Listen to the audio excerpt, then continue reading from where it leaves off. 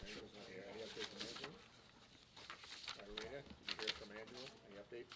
Did she have the I baby? haven't, but I'm gonna actually call her tomorrow. Yeah.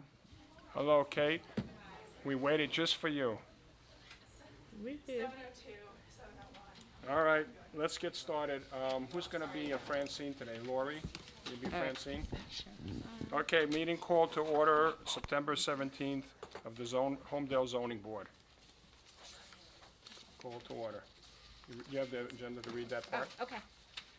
I hereby announce pursuant to Section 5 of the Open Public Meetings Act that adequate notice of this meeting has been transmitted on January 16th, 2025 by the Board Administrative Officer to the Asbury Park Press, the Two River Times, the Township Clerk, and has been posted in the meeting room and in the entrance hall in Town Hall, all pursuant to Section 13 of the Open Public Meetings Act. Roll call. Mr. Berkeley, Present. Ms. Campus. Ms. Campus is absent. Ms. Gerhard, Present. Mr. Luciani, Here. Mr. Merzocca, Present. Mr. Giampolo, Present. Mr. Orfanitopoulos, Present. Ms. Costello. Ms. Costello is absent. Mr. Frigiola. Mr. Frigiola is absent. Thank you. Okay, stand for the Pledge of Allegiance and remain standing for a moment of silence for our military first responders.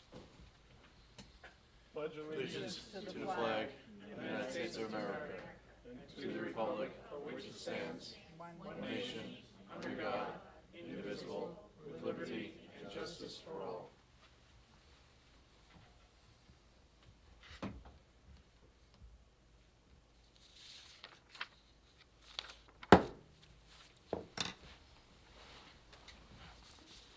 Minutes for September 3rd, 2025.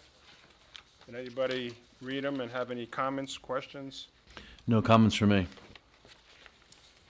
Did you get any emails from anybody? Nope, nothing.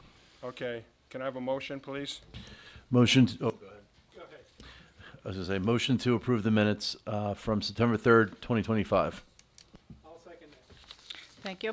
Eligible to vote, Mr. Berkeley, Yes. Ms. Gerhard, Yes. Mr. Orfanitopoulos. Yes. Mr. Giampolo, Yes. and Mr. Luciani. Yes. Minutes for September 2nd were successfully approved. Third, I'm sorry. Thank you. Resolutions, there are none. Public hearing, item number 1. ZBA 2024-5, St. Mina Coptic Orthodox Church, 134 Highway 34, Block 17, Lot 12, R440B Zone. Preliminary and final major site plan, bulk C variance, D1 use variance. Applicant seeks preliminary and final site plan approval to construct a recreational facility.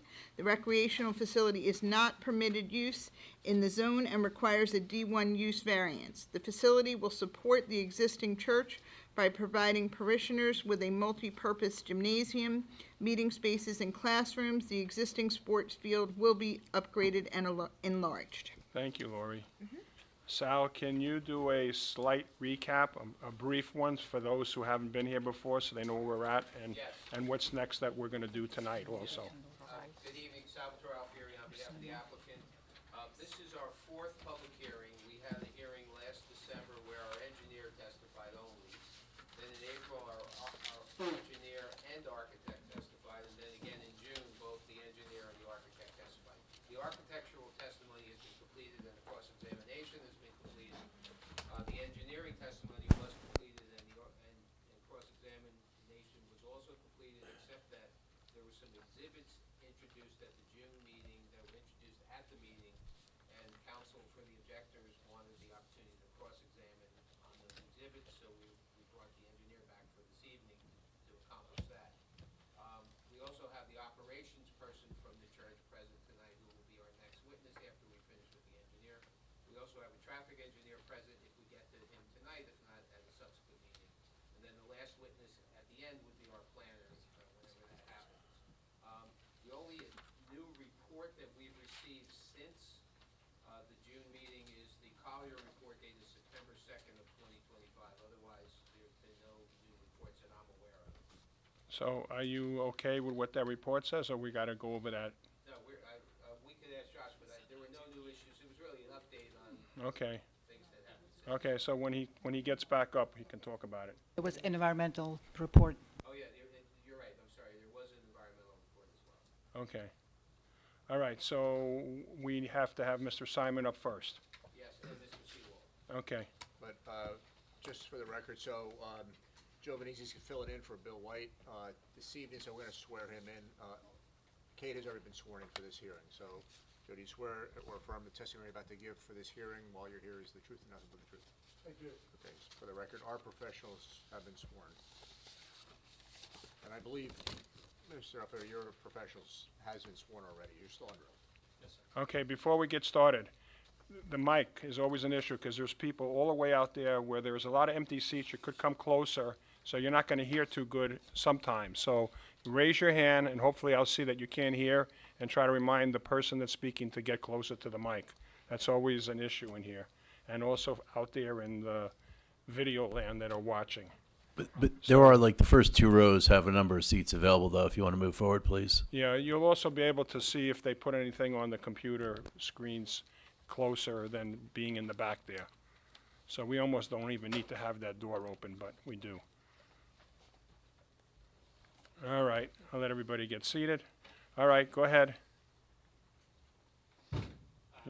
You have anything to say before he comes up? Okay, Mr. Simon, where are you? Okay, I think you're gonna have to take this mic over here and bring it, if you wanna sit down or you wanna stand. No, take this one here, because in case my engineer needs a mic. This one, yeah. You can hold it in your hand or take the stand, whatever you prefer. And make sure it's on before you start. And, Mrs. Chairman, Mr. Mazzocca had a chance to review the tape, and I have the form as well, just to put on the record. Okay, Since thank June you. 18th, thank you. Mr. Chairman, members of the board, good evening, Rob Simon from Herald Law. Do you mind if I sit? You or- can sit if you like, because I hope you're not too long, but you can sit. I'm not gonna be too long. Okay. I'm still, if Mr. Seawald's gonna sit. When you say to sit, that worries me. Yeah, no. Oh, nice and comfortable there. There you go. All right. Mr. Seawald, good evening. Good evening, Mr. Simon.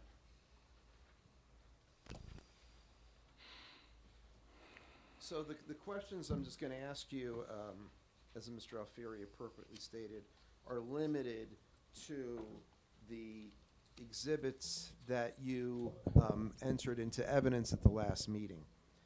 One of which was, I think it was Exhibit A8, which was what I'll call the film exhibit, right? Mr. Seawald? I believe, and I'm just pulling off for you right now, Mr. Simon. We submitted 3 sightline profiles. That was the architect exhibit, okay.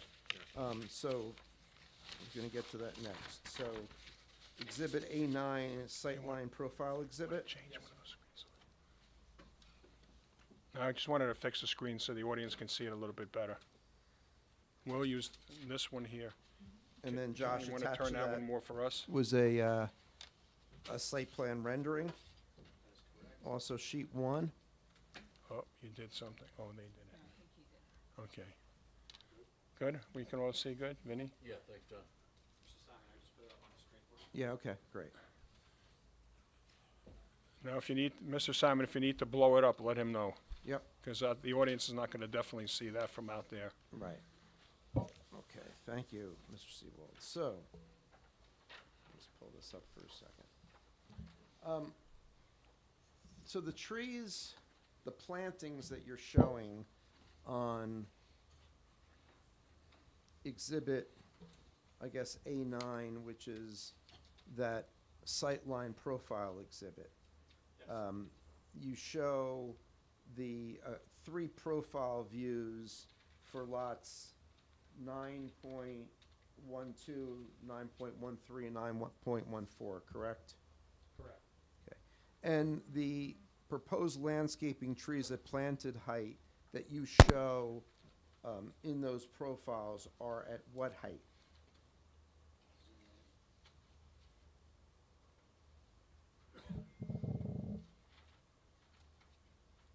We have 2, Mr. Simon. So the smaller tree is proposed landscape plans at planted height, and then the larger, lighter green is proposed landscape trees at full maturity.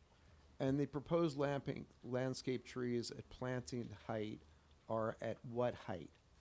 Per our landscape plan, it ranges between 6 and 8 feet. Okay, so for purposes of that profile, are you showing them at 6 feet, 8 feet, or a different height? About 6 feet. And is there a reason why the applicant is proposing trees at time of planting at heights of 6 feet to 8 feet as opposed to taller trees? There is a reason.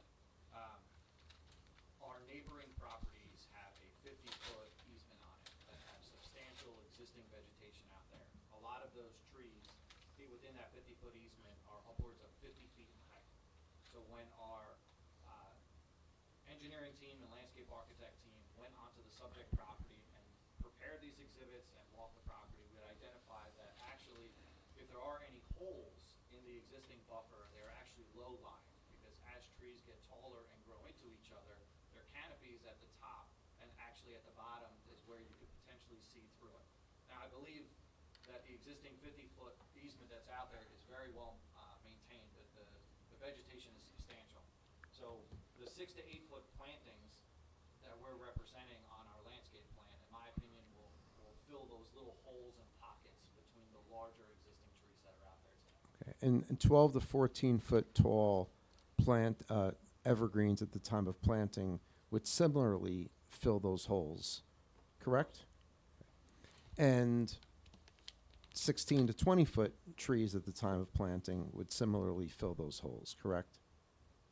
They would be above, I think, the pockets of holes. Like I testified, I think there's a very dense buffer that goes upwards of 50 feet throughout, and it's uniform on our western and southwestern side property lines.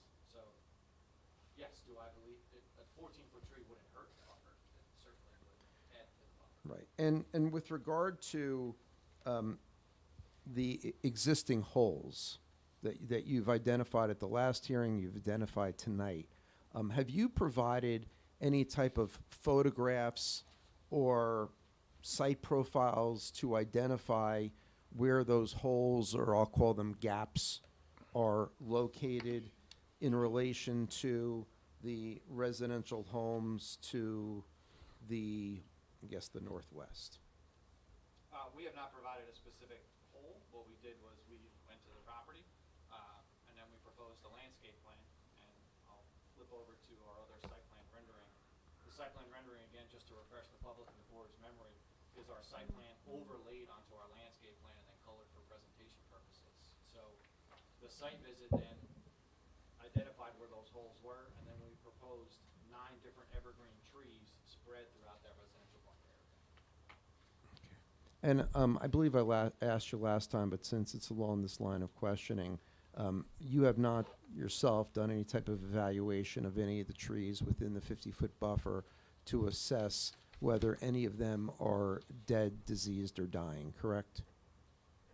I have not evaluated every tree in that 50-foot easement. Okay. Have you evaluated any tree within that 50-foot easement adjacent to the residential properties? From our property line, absolutely. We walked along the entire perimeter. We identified that a lot of the trees are in good health. They're very tall.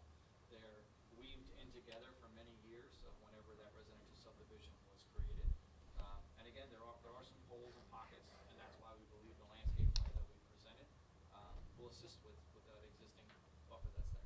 Okay. Have you provided any documentation to the board from a licensed arborist identifying the so-called health of those trees within the buffer that you just described? No, sir. Mr. Simon, I have a question for you. Sure. When you talk about these openings, are you talking about a particular property, or you're talking in general? I'm talking about there's gaps along that entire length. So it's not one It's not property, it's the one entire length? Correct, Because Mr. Chairman. we'll probably have an on-site, Yes. so we'll get to look at those type of things that you're referring to. Understood, thank you. And then we'll have them either mark it or do something so we see where the area is, or we'll walk it. Great. Thank you, Mr. Chairman.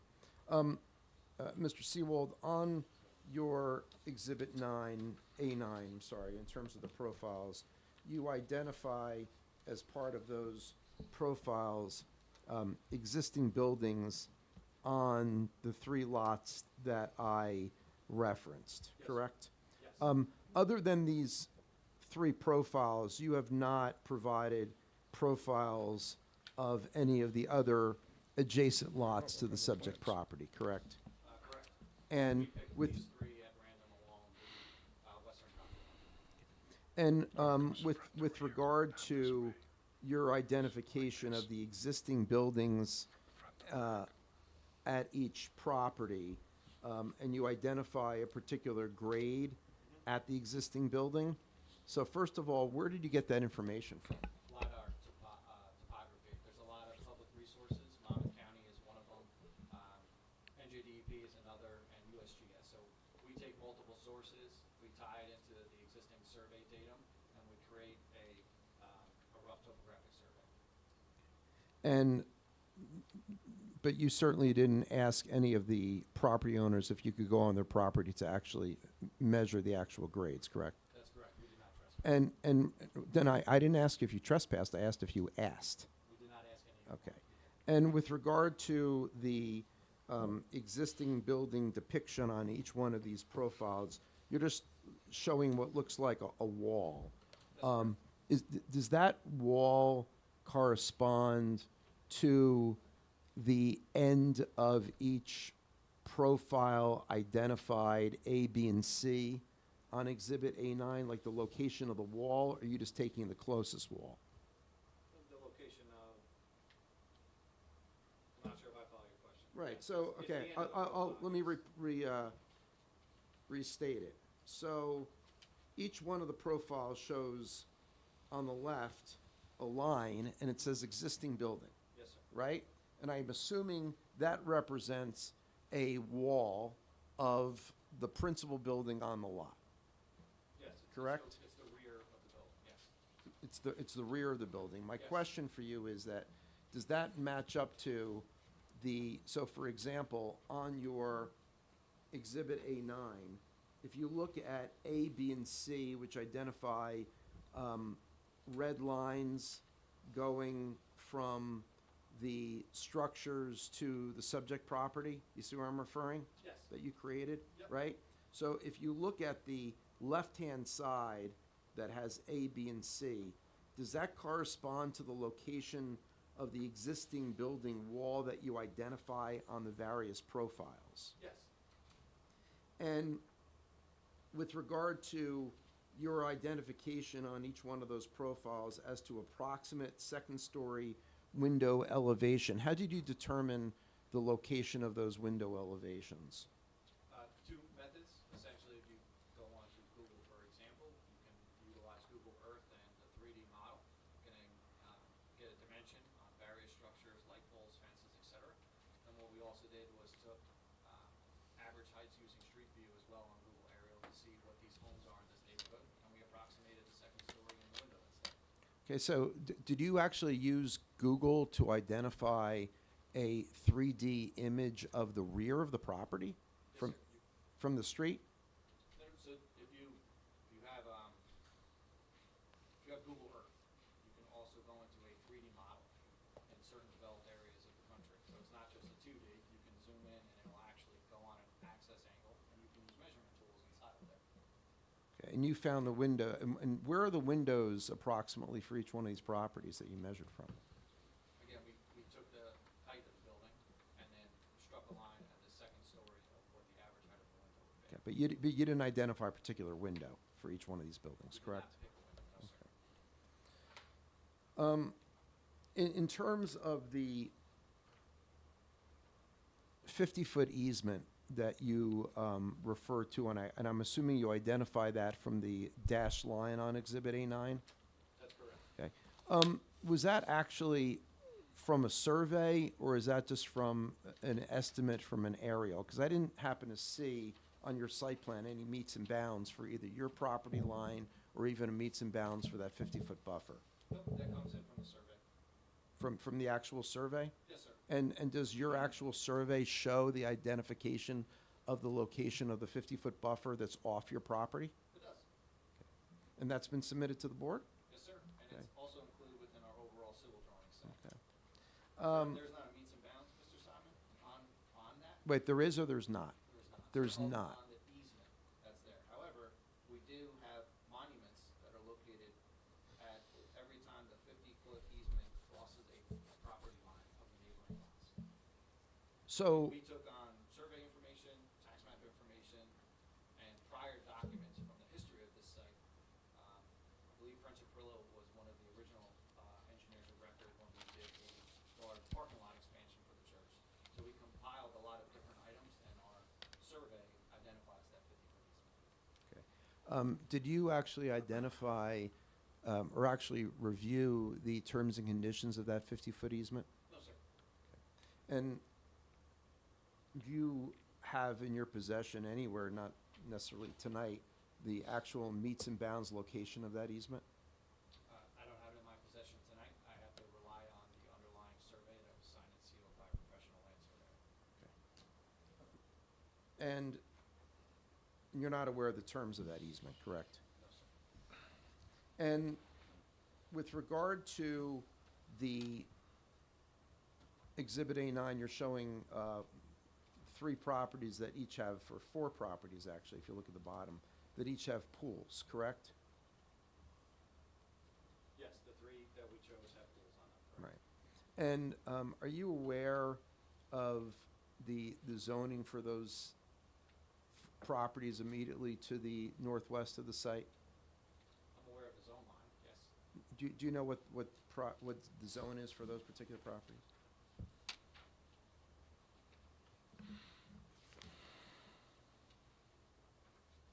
It's the R40B zone. And the R40B zone is the zone that the subject property is located in? Yes, sir.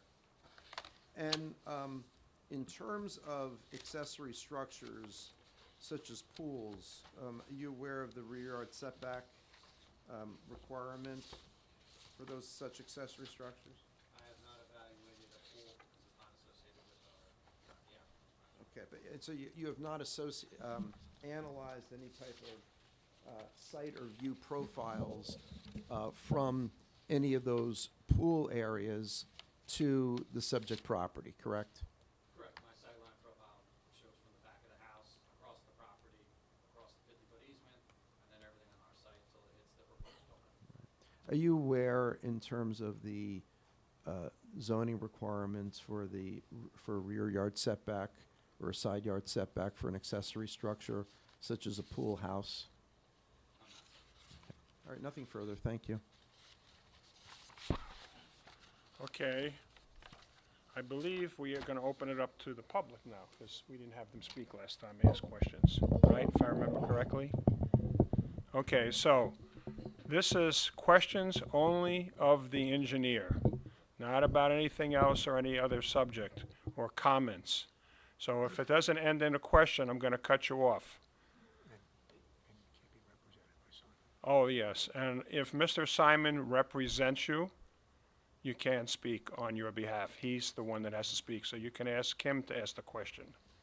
Okay, with that being said, who wants to go first? Anybody? Raise your hand.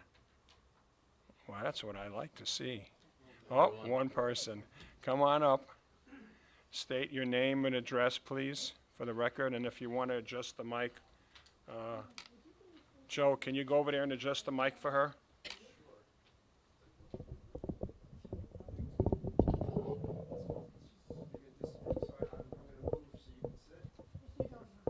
Why don't you put that rolling chair? Joe, Created a precedent. Joe. Sit on that chair. She's done? No. What? I was gonna say she's done.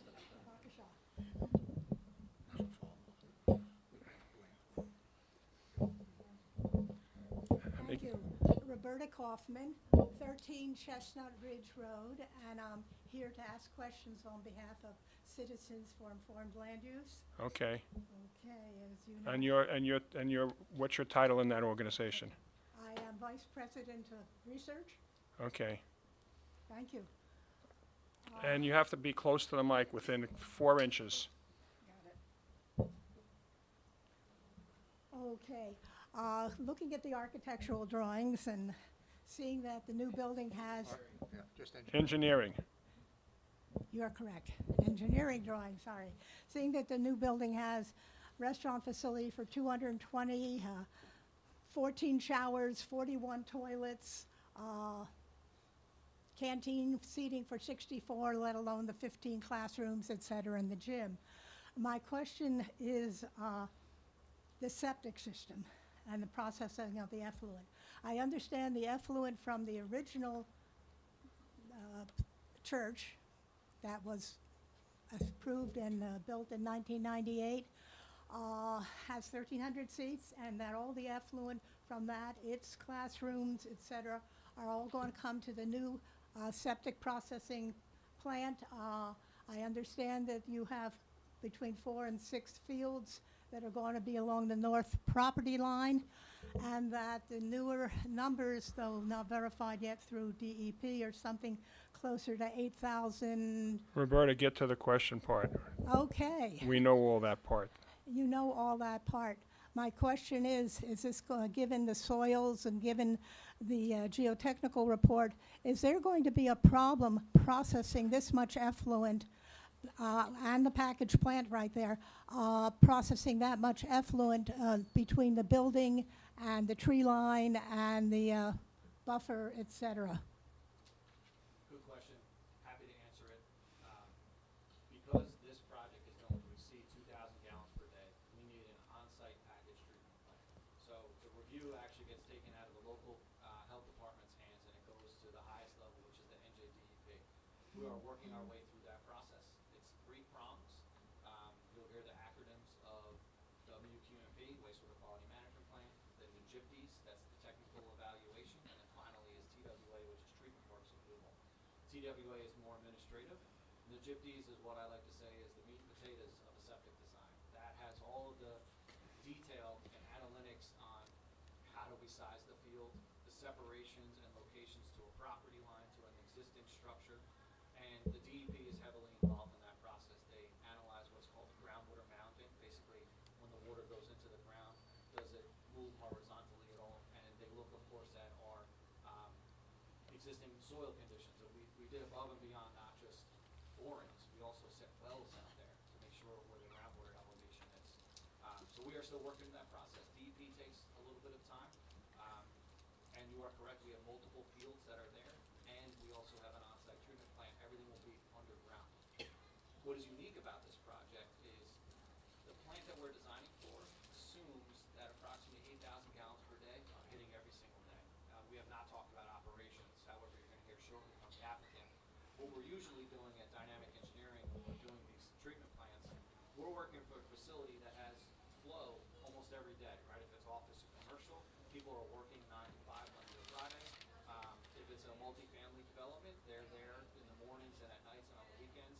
This is a very unique situation where this building is being sized for the worst case plus a factor of safety, but they're not going to be utilizing it every day. So in my professional opinion, what the DEP is going to make us do, which the applicant has agreed to, is above and beyond what this type of building size would actually be. Sorry, could you speak a little closer to the mic? Because I think people in the back are having trouble hearing, and there's Well, some they back. have the kids going in and out there. Certainly. That's an issue. So overall, we don't have the DEP approval yet. We're on the second prong and heading towards an approval. And I expect to have it within approximately 3 to 4 more months. We should have that wrapped up of the GIPDs. And then it'll be about 60 to 90 days after that, should the board vote favorably, to get some signatures on a TWA application. Right. So this is a property with a lot of perching of water, and I have complete confidence that this will be clean effluent. But let me ask you, given the quantity of water and the geotechnical report you put together about having to substitute soils for the foundation of the building, et cetera, can we be assured that we won't have an abundance of water traveling laterally, clean or not, to the neighbors and disturbing the foundation over years? You can absolutely have a positive review on it, because not only do we have to go through this design process, this is not a local septic. When you're under 2,000 gallons per day, you get a CO, and homeowner is really responsible for that maintenance. When you're a package treatment plant, you have to have a licensed operator. So the applicant, who probably doesn't have a lot of experience in facilities has to hire a licensed operator that's gonna come out multiple times a year during maybe high effluence. There's computer controls inside of this that report back to that licensed operator, and they are required and legally tied to that because that licensed operator is also on DEP permit. So the public can be rest assured that this is not just a septic facility that may go unchecked. This is a licensed operator that's gonna run this facility, that after the sign-offs of the building departments and the health departments, there will then be regular check-ins and reporting required back to the DEP. May I ask another question? Go I ahead. see that your impervious coverage up there is shown as red. Of course, you've also suggested, and correctly, sorry, I mean, if I read the DEP report, that the turf field is, the synthetic turf field is also considered impervious coverage, and that makes a great deal of sense. So my question is, I know you've testified that. Wait, Roberta, are get to you the asking him question. is the turf field impervious or not? That's No, your question. My question, I concur, I mean, not. You it's can in- make that a question. He has already, he's already acknowledged that they're going to have it's impervious, and it's going to have its separate stormwater handling situation Okay, I and a just wanna make collection sure. of pellets. Given the fact that turf fields have a great deal of problems with gassing and all kinds of things, my actual question is, what are you going to do to capture the microplastics? This stuff is going straight, being piped by your own testimony, to the infiltration basins, stormwater infiltration basins behind the building to the west. Microplastics are, less than 5 millimeters. Some of them are buoyant. There's all kinds of literature on this. How are you going to capture that stuff so it doesn't end up into the Willow Brook, which is one of our major sources of drinking water, to the reservoir that we all drink from?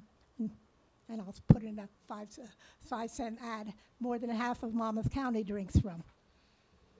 So, to refresh a little bit of my testimony, that this turf field isn't just turf pellets and then it runs overland into the parking lot inlets. This turf field has its own drainage system.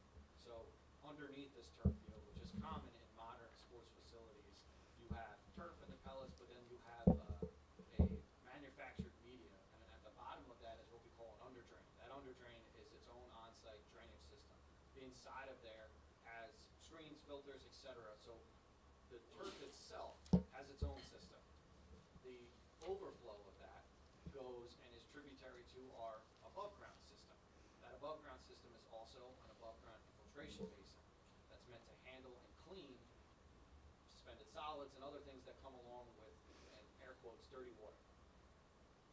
This basin is not hydraulically connected to the Willow Brook. The existing basin on site collects runoff from the parking lot, pulls it, and then slowly lets it out into the wetlands and eventually gets to the brook. This facility is contained on the turf field. Any overflow and tributary will then come into our system. Beyond just home to zoning board of adjustment and their professionals, we were required, of course, to go to Freehold Soil Conservation District, who rigorously reviewed our stormwater facility and has recently issued a soil erosion and sediment control certification. And the reason I bring that into testimony is to let the public know that this is not just being reviewed by one engineer. There's multiple agencies that get involved. So we want to let you know that this facility complies with all 4 prongs of stormwater under 7:8, which is the Jersey state standards of making sure that any type of development that is a major development, which this qualifies as, will be in good working order. And the local soil conservation district has determined that. Right, just a recent article in the New York Times and the recent publication from Mount Sinai has strongly advocated against utilizing turf fields because of the vaporized lead, styrene, benzene, et cetera. Roberta, Okay. question. The question is, you still haven't told me whether or not your filtering system, since it's not going through the septic system, it's going straight to the basin, infiltration basin, this stormwater is going to take out the PFAS and the minuscule microplastics. Stormwater regulations of New Jersey do not require you to clean PFAS. Okay, and what about the microplastics? They do not require you to regulate microplastics. The stormwater regulations in New Jersey have been upgraded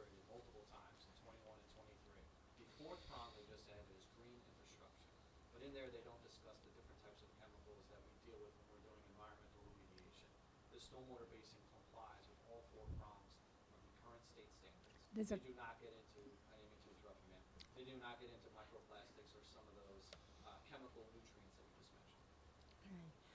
So you have, the question, you have combined three lots, so now that we have 34 acres here, and you're asking for a secondary conditional use, I'm not sure of the terminology.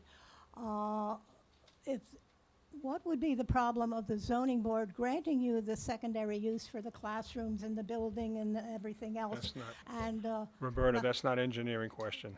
That's a Okay. planner. what amount of impervious coverage would be if we retrofitted that field back to a natural grass field? Would you still be asking for 23.6% coverage for a conditional use, a secondary conditional use? Thank you.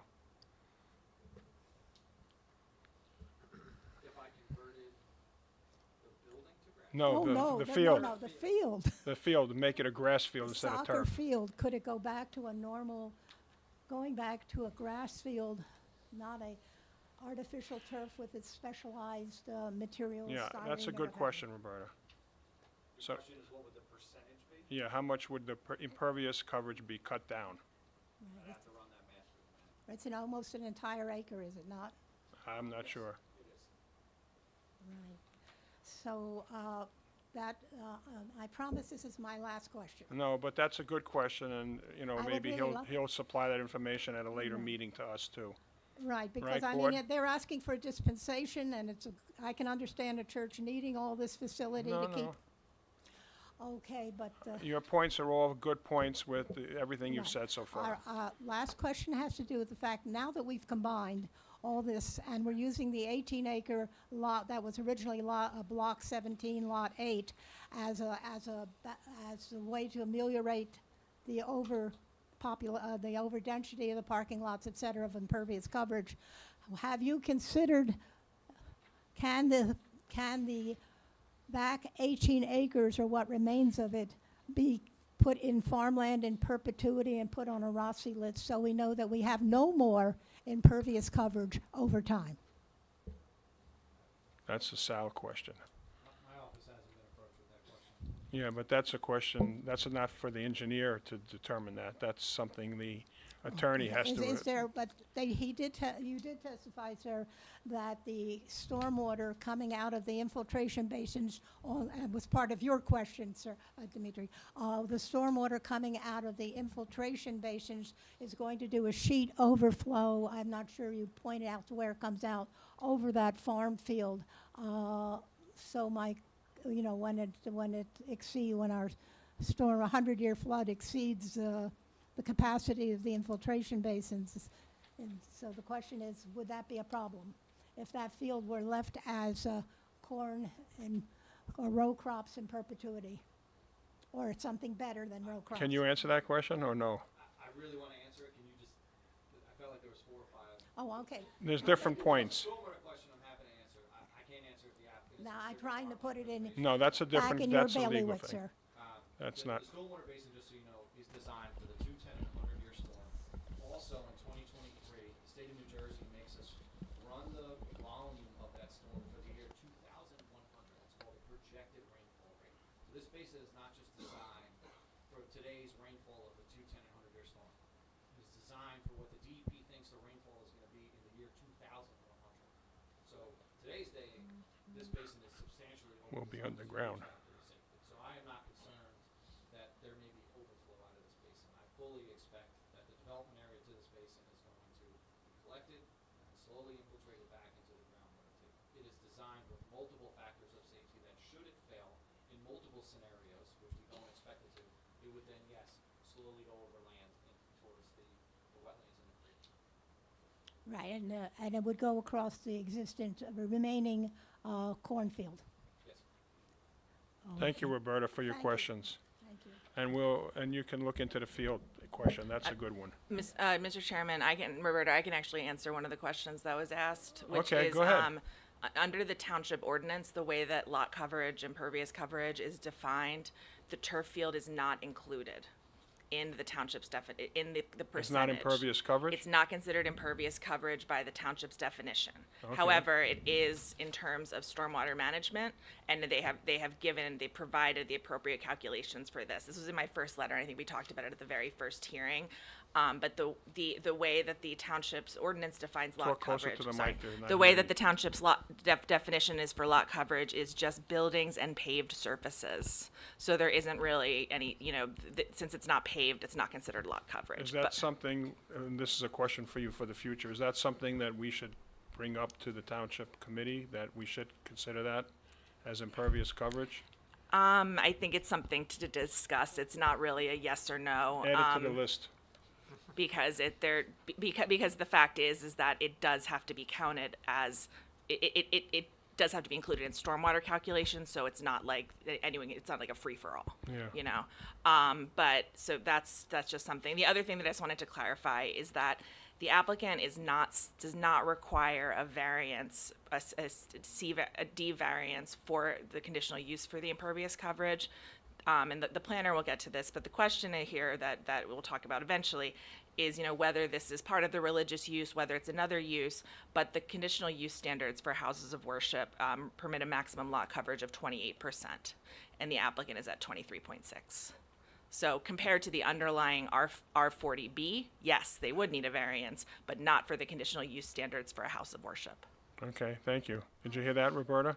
I missed your first sentence. Are you saying that at this moment, even though the engineer testified that it was being considered as impervious coverage, that the actual calculations do not count that field as impervious? So two parts there. One, there's two different calculations. One is the very simple one that I deal with, which is just the percentage of the property that is covered, is considered lot coverage under the ordinance. And that's the 23.8%, and that only is buildings and paved areas.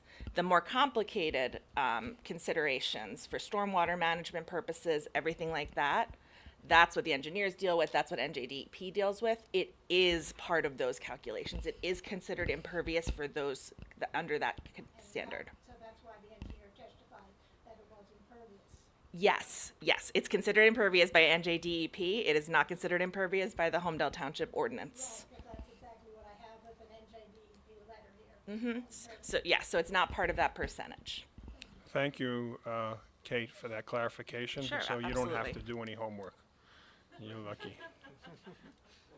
Joe, do you have any questions before I open it up to other people in the public? Any other members of the public have a question to ask the engineer?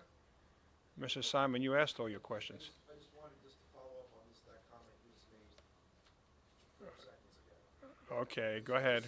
Just so we're clear, just so that there's no surprises later on, we're gonna we're gonna continue to take the position, and Ms. Keller, I think, alluded to it a bit without taking a position, that there's certain aspects of this project that we believe are not part of a house of worship application.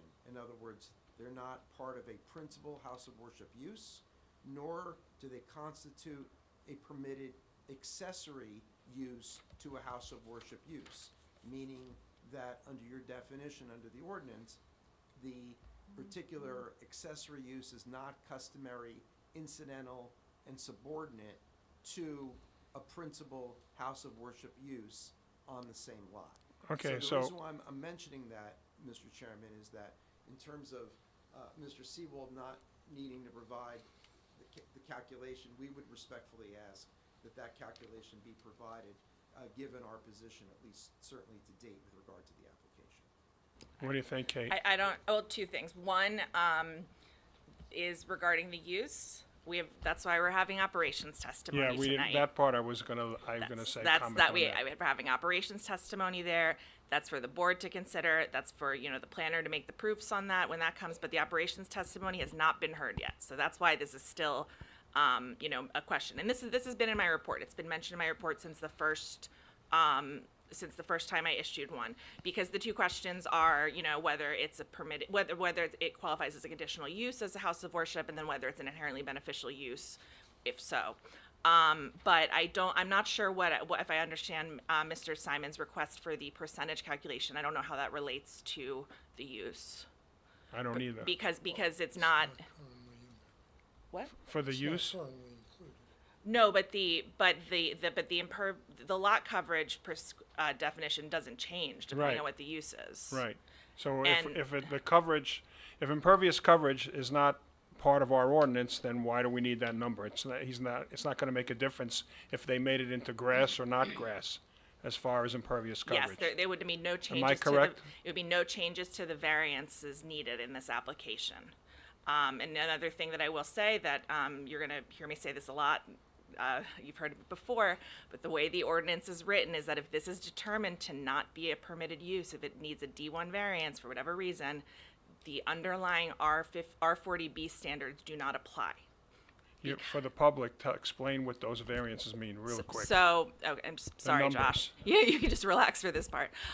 So the way that the township ordinance is written for residential zones, the zoning, the bulk standards, which include things like the lot area, the setback, the lot coverage, et cetera, those are specifically tied to individual uses. Those uses include things like single-family dwellings, single-family cluster dwellings, public buildings, farms, et cetera. There is no just general zoning, bulk standards for the R40B zone. So when a use comes in that is not permitted or contemplated in the zone, and I'm not talking about a house of worship because that's a conditional use that has its own set of bulk standards.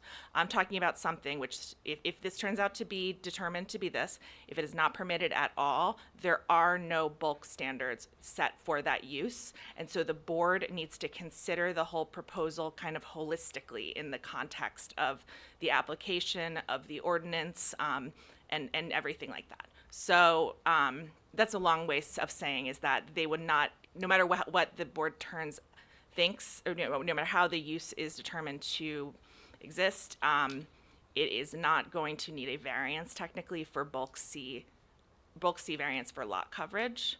And the existence of the turf field or non-turf field has no bearing on the lot coverage percentage that is being proposed because of the way that the ordinance is written. Okay. Mr. Simon, does that satisfy you? If not, you're gonna have to have a planner to come and contradict her. Respectfully, I may agree with a little bit of it, but I don't agree with some of it as well, so we'll deal with that later on. Yep, you would Well, have to. this is a we're precedent, yeah, professional. this is a precedent that the board has done. It's just the facts of how the ordinance is written, and I'm happy to Okay. explain more at the appropriate time if needed. Mr. Simon would have to bring a professional to dispute that.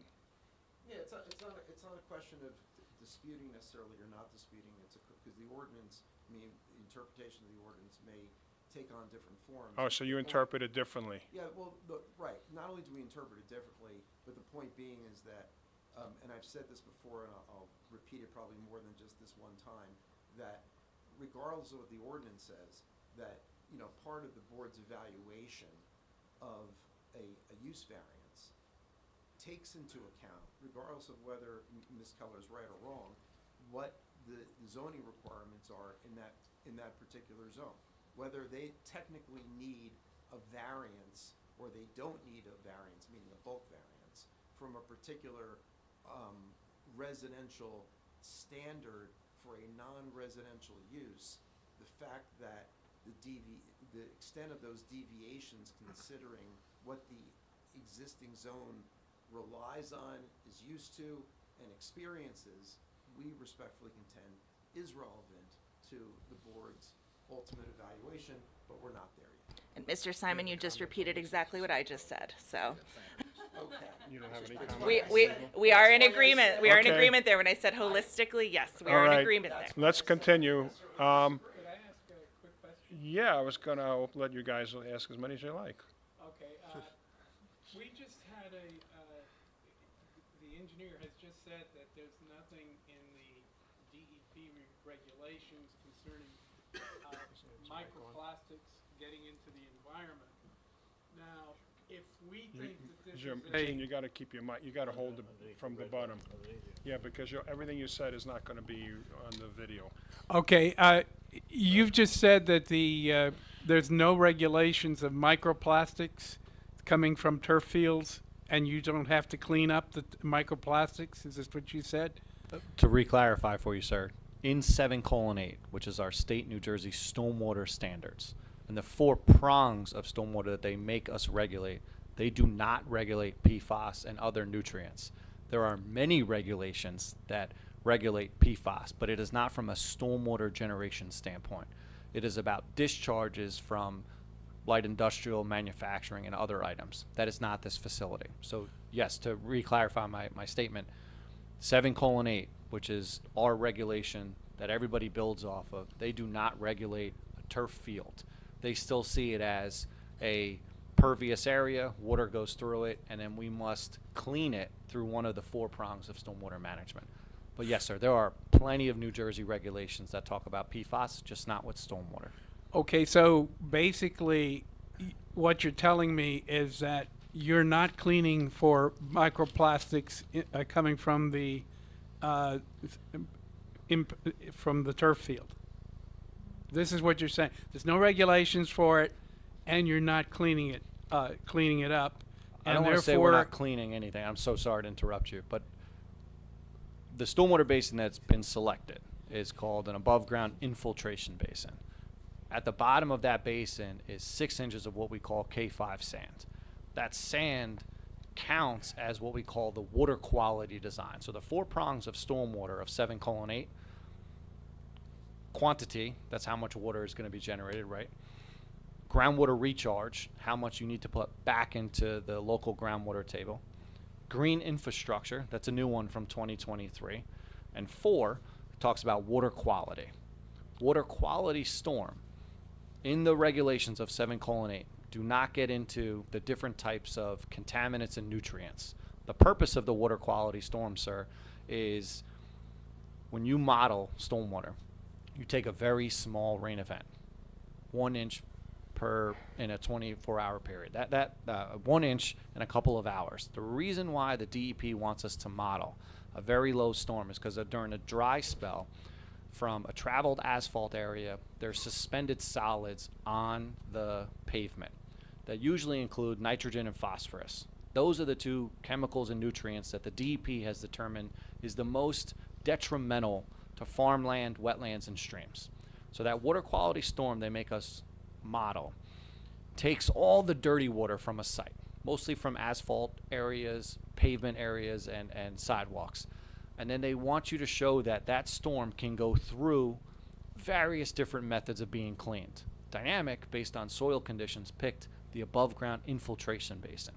We then have to go to what's called the best management practice manual, and there's 12 chapters in there that get a little bit more into the technical nuances of what has to go into one of the selected BMPs. So just to be clear for you, the DEP at the state standard said you need to address the 4 prongs. We are addressing all 4. One of those is water quality. And the DEP currently, and in the BMP manual that's 12 chapters long, does not discuss PFAS.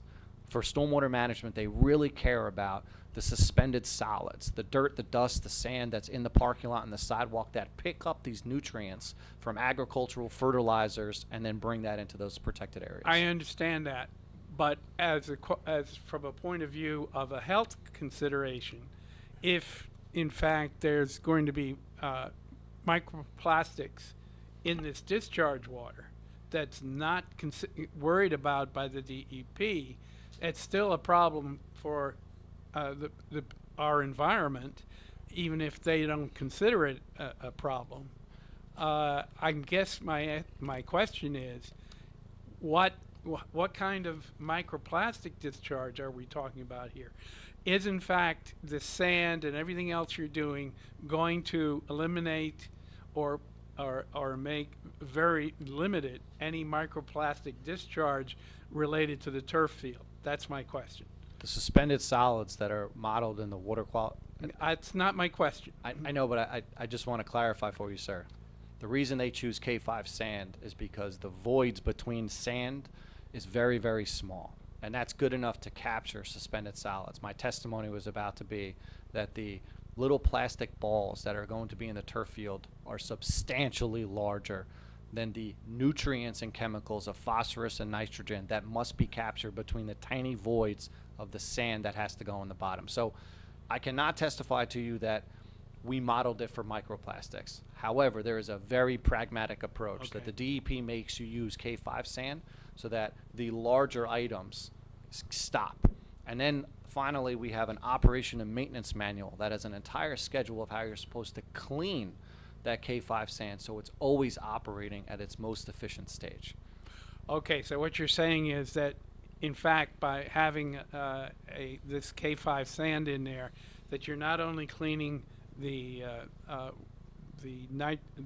nitrogens and phosphates, etc., but you're also going to ensure that those pebbles and everything else that are coming down are not going to get into our system. That's correct, sir. Total suspended solids. That total is a very important word in our engineering world because they don't just grab nitrogen or phosphorus. It grabs everything else that is suspended in that little bit of water that comes off the parking lot. And they use sand because of the very, very tiny voids between the grains. Now, you don't go into the reasons why you want a turf field versus a grass field. No, that's operations. Yeah. probably. That's operations. Okay, Correct, so we'll sir. save that. That was a Thank great you. engineering dialogue, by the way. Thank you. Thank you, Gene. That was good. Anybody else on the board have any more questions? The public is finished, right? Did I close the public portion? No, there was nobody left in the public to raise their hand. Okay, so that portion is closed. Okay, Sal, your next witness, I think you said is operations? Am I correct, operations? Yes.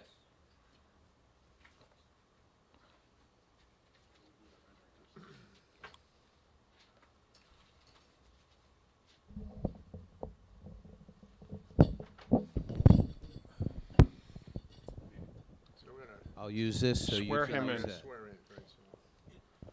As I say, why don't you just turn on the switch underneath? It's underneath. Underneath there, flip that whole thing, Instead of having to turn on every time you speak, it's easier if you push the switch. slide the switch. Is there a red light on your mic? That's the way. Okay, and you gotta be within 2-3 inches away, like that. Can you hear me now? Yep, they can hear out there in the back.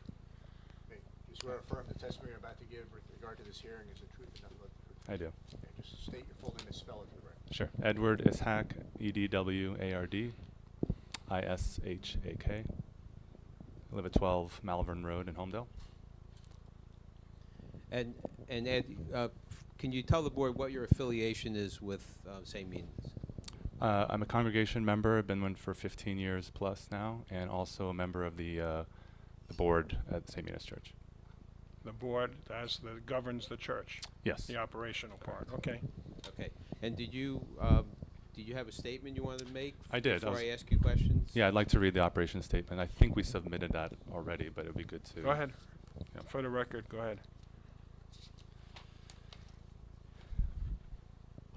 St. Mina's Church was formed in 1991, has been operating in the current church building since 1998. The property contains a church building of approximately 25,000 square feet, an athletic field, and a farm stand. The church building consists of 2 sanctuaries, classrooms, administrative offices, and a kitchen cafeteria with associated parking and site improvements. Liturgy or masses take place in 3 separate services on Sunday between 6 a.m. and 3 p.m. There are approximately 200 to 300 congregants in attendance at each liturgy. And in addition, Sunday school is on Sunday between 11 a.m. to 1 p.m. No other activities occur on site during the times of the liturgy. The church has an existing kitchen that operates during Sunday school services to make breakfast or brunch-like meals and coffee for church congregants as they await their children to complete Sunday school. And additionally, the kitchen works to prepare meals during what we call spiritual days for attendees, which will be covered below. We'll cover it in a little bit. Meals are also sometimes served after services like funerals, memorials, baptisms, or engagements. In addition, divine liturgies occur every single day other than Sunday, from 7 a.m. to 11 a.m., approximately 100 attendants at each of these services. There are evening meetings, lectures, Bible study classes, Tuesday through Saturday, with a maximum of 250 people on site at any one time. Hours for these non-liturgical services are generally evening hours within the 6 p.m. to 10 p.m. time frame and vary by day. On occasion, primarily during the Lenten period, which is approximately late February through April, just before the Easter feast, varies by year. The church hosts spiritual days on Saturday, each Saturday during this period hosting a different age group, for example, K through 2nd grade, 3rd through 5th grade, etc. And during these spiritual days, the church hosts Sunday school-like activities and services on Saturday after the liturgy from approximately 11 a.m. to 1 p.m. And as a result of this existing weekly schedule, the parking lot lighting on premises generally operates from 4 p.m. to 9 p.m. and during the fall and winter months, and from approximately 7 p.m. to 10 p.m. during the spring and summer months. And there are also weddings on site without any alcohol or music or dancing. The present application does not change or intensify the church activity in any way except set forth below. We'll get to it in a little bit here. The additional classrooms in the new building will simply allow the church to have fewer students in each class. There will also be a new larger room for lectures, weddings, larger gatherings, which now occur in the sanctuary. The only new facilities in the building will be the gym, the stage in the gym, the library, and study spaces. The church currently uses the gym at the Greek church in Homedale. And in addition, the church children conduct an annual play off premises, which will now be conducted on the stage in the new gym. The kitchen in the new building will primarily serve meals for parents awaiting children to conclude Sunday school classes, spiritual days, consistent with the existing church kitchen, and the existing church kitchen will continue to be the primary kitchen to serve meals for services held in the church, as noted above. The property currently has an outdoor field, which will be replaced with the new proposed field. The field will be used in the warmer weather from 5 p.m. to 10 p.m. on weekdays. In addition, it will be used for summer camps, weather permitting, for approximately 100 children. And the farm stand on property will remain closed for use as in its current state. The church currently has 4 full-time employees, all ordained priests.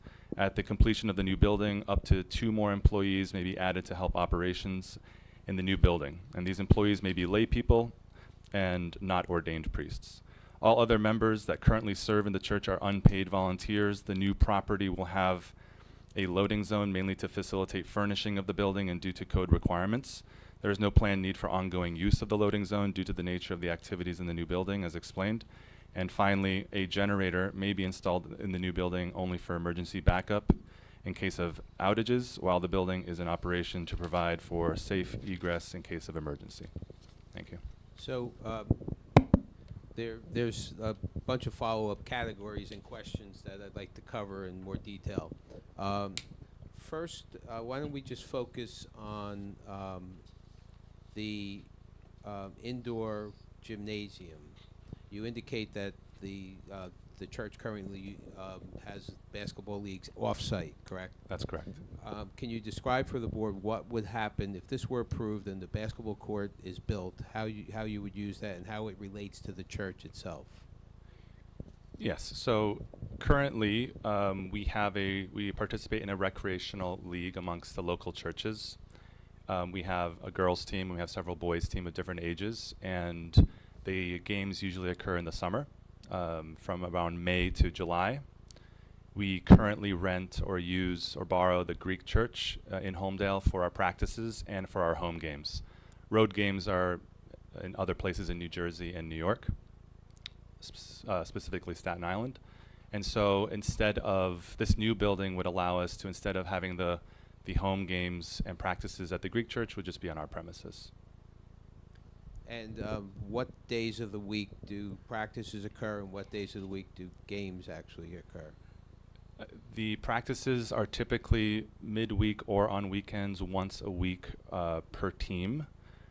And the games, again, typically will be during the months of May, June, and July, and those are typically on the weekends in the afternoons, after divine services. So would there be any practices or games during the actual church services? No, there will never be games ongoing or any use of the new building while there are masses or divine liturgies in the existing sanctuary. Now let's talk about the court design. It's designed in such a way where there could be 2 basketball courts instead of 1, correct?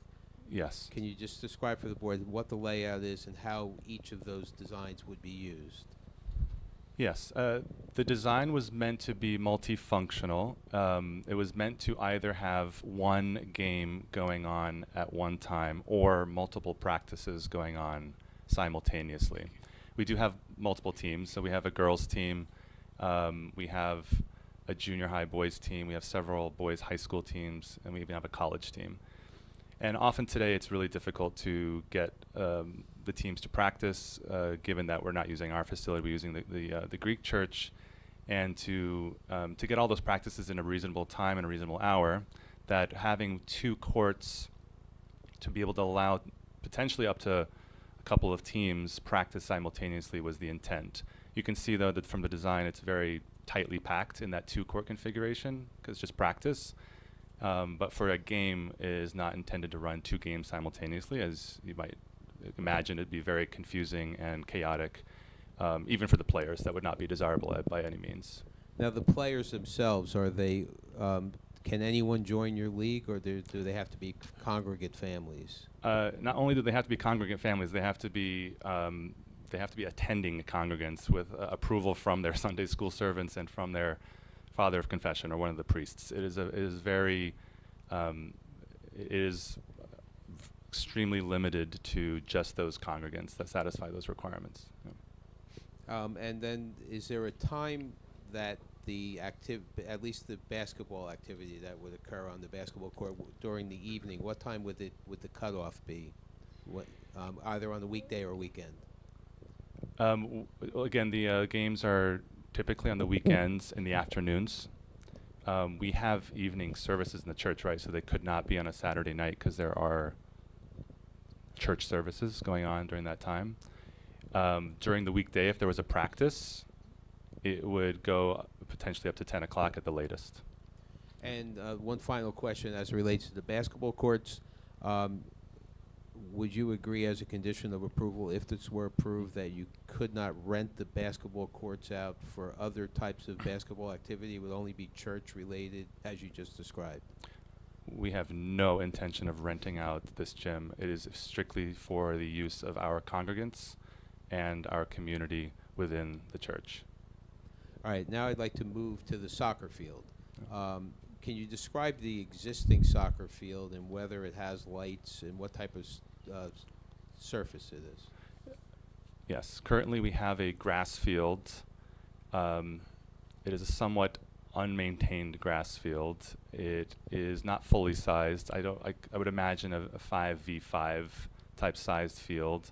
It has a couple of goals, and the kids, typically the younger kids, are on there ad hoc, potentially after a service, kicking the ball around. But during the summer, we also have some organized clinics for our congregation, for our kids, a couple nights a week in the months of the summer. So that would be June, July, maybe even into August. And so that's the current use of the current grass field. And what was your second question? And it's grass, you indicated, and lights. Yes. There are no lights. There's no lights, Okay. correct, yes. So the new, how will this activity differ if this new field were approved and developed? Yeah. The only way it would differ is that with the addition of the lights, we potentially could play later into the evening in the summer, up to potentially 10 o'clock at the latest, whereas today we'd be limited to sundown.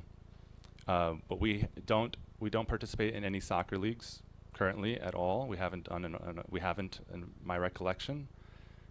So we are planning on using it in the same way that we use it today. It is a 7v7, I believe, proposed field for the kids to play ad hoc or have organized clinics during the summer. We call them soccer camps.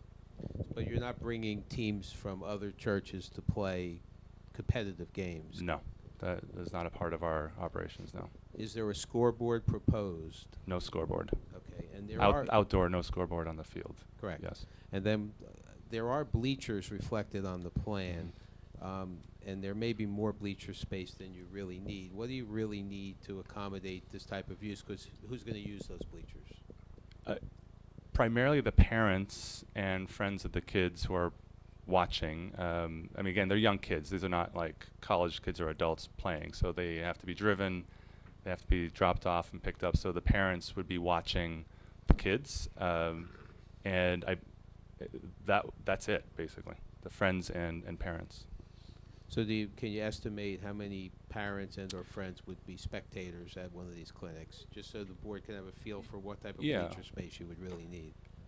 And we do get a good amount of kids. We'll get a few dozen kids on a Tuesday night from 5 to 7 p.m. currently. So you extrapolate that out to some siblings and friends and some parents, and you might have up to 80 to 100, 80 probably 80 parents if you have 40 kids, and then some friends and family. So And you described this activity primarily occurring during the summer. correct. And we're now talking about prospectively, if this were built, that wouldn't change. That would not change. Is there any activity that would occur during those non-summer months? Only the ad hoc kicking the ball around like they do today, during the daytime after a church service. You see a lot of kids waiting for their brothers and sisters to come out from Sunday school, for example, or if their parents have a meeting at church, they'll be just kicking the ball around. But nothing in the evening, no organized games, no weekend tournaments or anything like that. There's a question that was asked as to whether the church considered a turf field as opposed to the grass field as opposed to turf field. Has that been considered, and why have you selected the turf? Yes, it was considered. Grass is what's there today. I think the main consideration for turf was that it was extremely easy to maintain. Today, with the grass field being quite uneven, quite prone to people tripping and falling, safety was an issue. Sprinkler heads, certainly maintenance, safety, and quite frankly aesthetics, having something that looks pristine and well kept all year round was our main motivation for considering turf.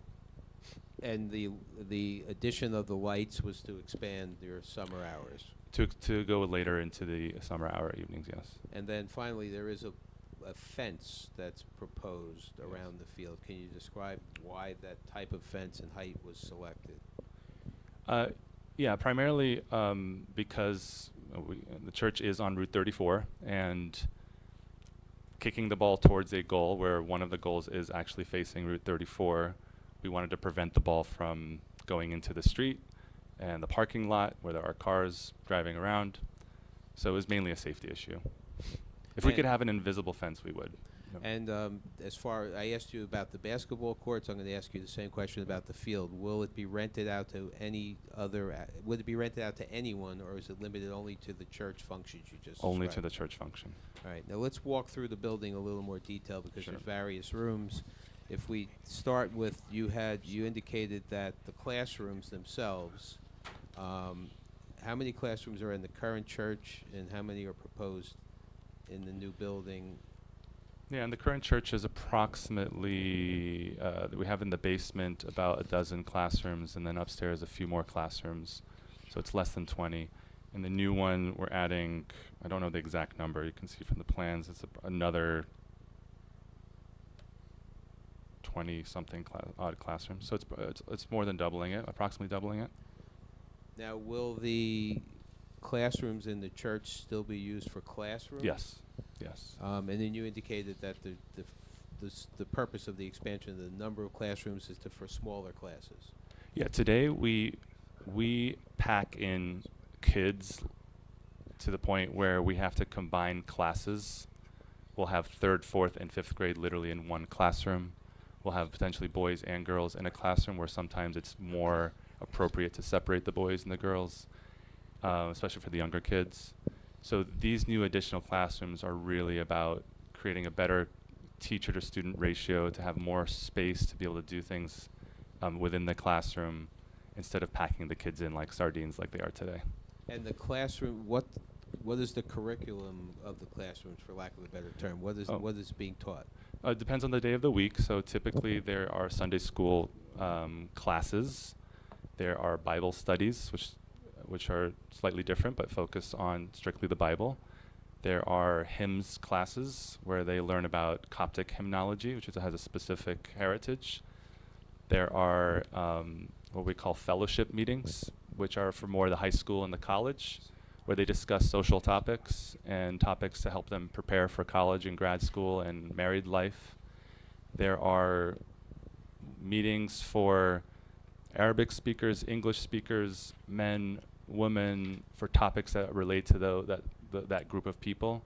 So it really is for everyone in the church. There are classrooms for everybody. And who are the teachers? Are they congregants as well? They are unpaid volunteers who are congregants of St. Mina's, yes. And the priests as well. Now, you indicated there's a larger room for lectures. Can you describe what type of lectures would occur in that type of building, type of use?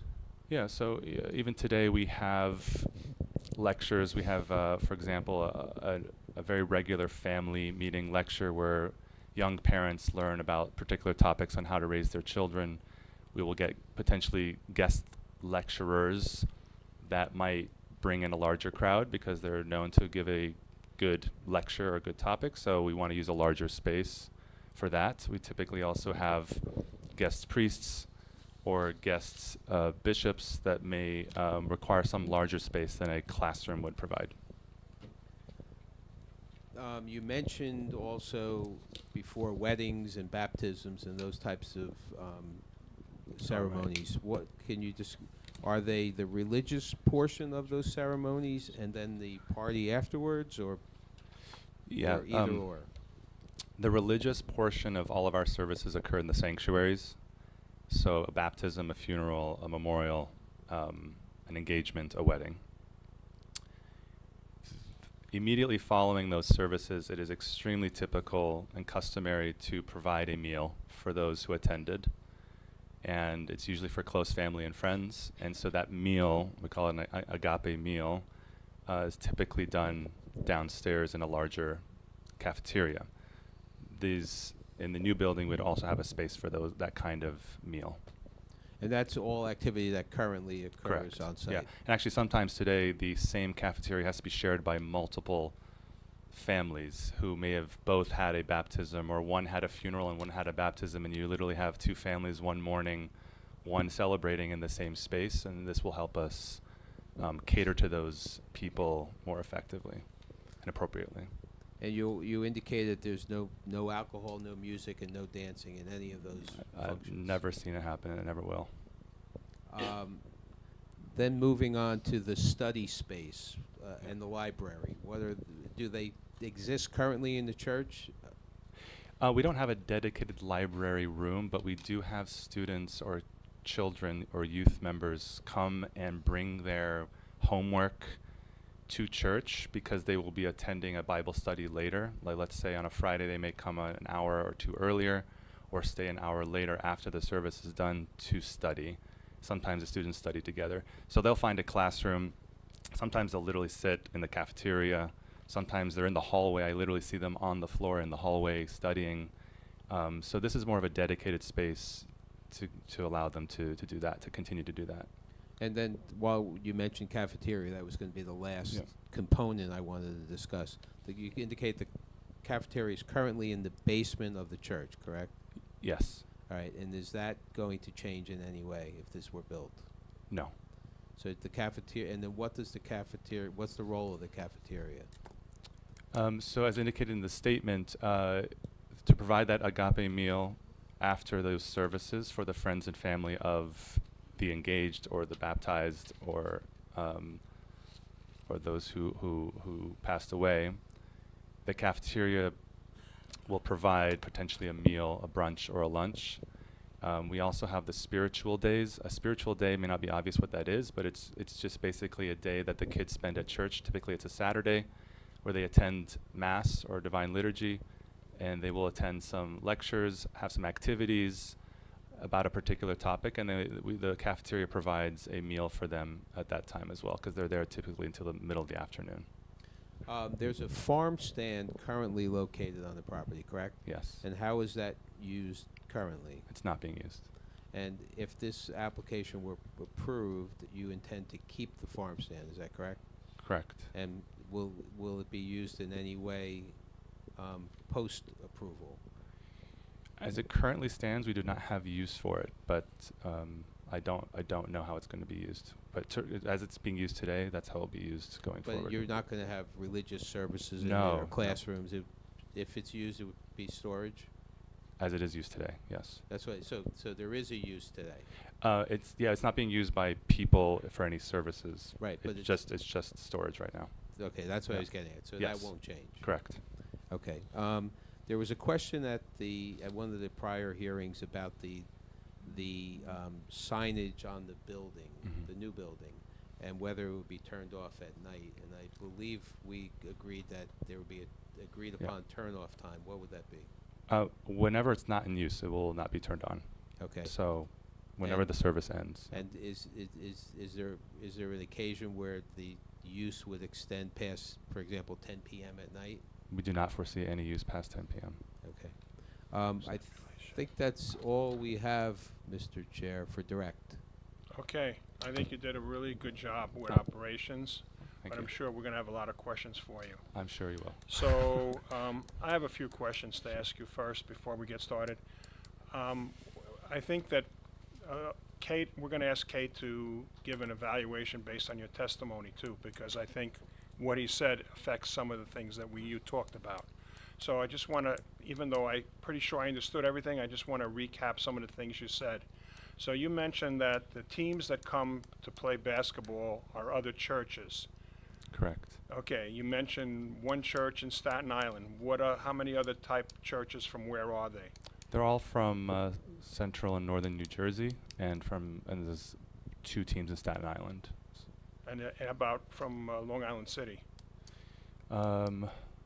There may be a church in Queens as well, but I know there's about 10 churches in the girls' league. I happen to have a coach there. I was an assistant coach for the girls' team, and we had about 10 teams. So about 8 to 10 teams from other Coptic churches Correct. between New Jersey, Staten Island, which is New York. Yes, so it's within like an hour drive at most, yeah. Okay, now, is there any occasion when you would host, let's say, the playoffs in the church, where you would have multiple teams playing at a time? Only if we're playing. Excuse me? Only if we are playing. So in other words, when they have playoffs, do they have them in different churches every year, or how does that work? The top 2 teams have it at their church? How would that work? Yeah, but typically we would only be hosting a game if we were playing in the game. So if we were in the playoffs, we could potentially host a game. If we were not, we would not be hosting a game. Okay. So the soccer fields, I have something similar. So Yeah. right now, at this point, you made it clear that no other teams are going to play there except your own parishioners, and it's more like not even team sport, it's just playing in general. Is That's that correct? It's really just ad hoc kids kicking the ball around. I don't think I've ever seen uniforms on that field, ever. So are there any other churches that you play for basketball that have soccer teams? I'm not aware of a soccer league. Maybe over a decade ago there was, but I'm not aware of one today. We have not been a part of one for as far as I can remember. So as far as you know, that there are no other churches that play basketball leagues that have similar fields or would play soccer, that maybe when they find out what a beautiful field you have, all of a sudden a soccer league would begin. I actually don't know if other churches have soccer leagues. I just know that we do not participate in a soccer league, and we have never expressed interest in it. So, Mr. Chairman, if I could I think there was kind of 2 questions in there. One was, do other churches, maybe that are in your basketball league, have this type of turf field? Right. Yeah, not necessarily do they have a league or anything like that. But this type of turf field?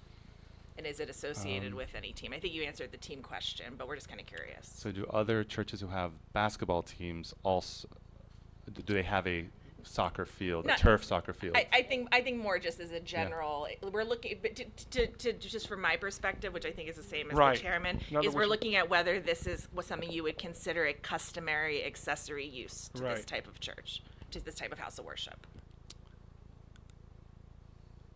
I'm not aware of any church that has a turf field. I'm not aware of it. Or a grass field. Um,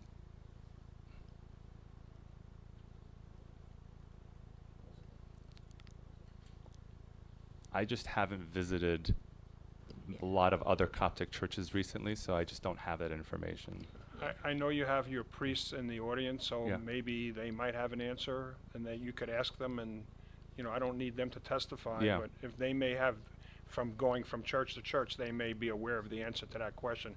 But I think Yeah. it's important that we, right, Kate, that we know if other churches have fields also besides theirs? Yeah, I think, you know, and I can kind of dive into this a little more once you go through your questions. I think we're looking at it, you know, I just want to say thank you again, sir. That was very helpful testimony, and it really put this kind of, you know, in the context of what we're looking at here. I think we maybe don't need to drill down as far as just whether other Coptic churches have it.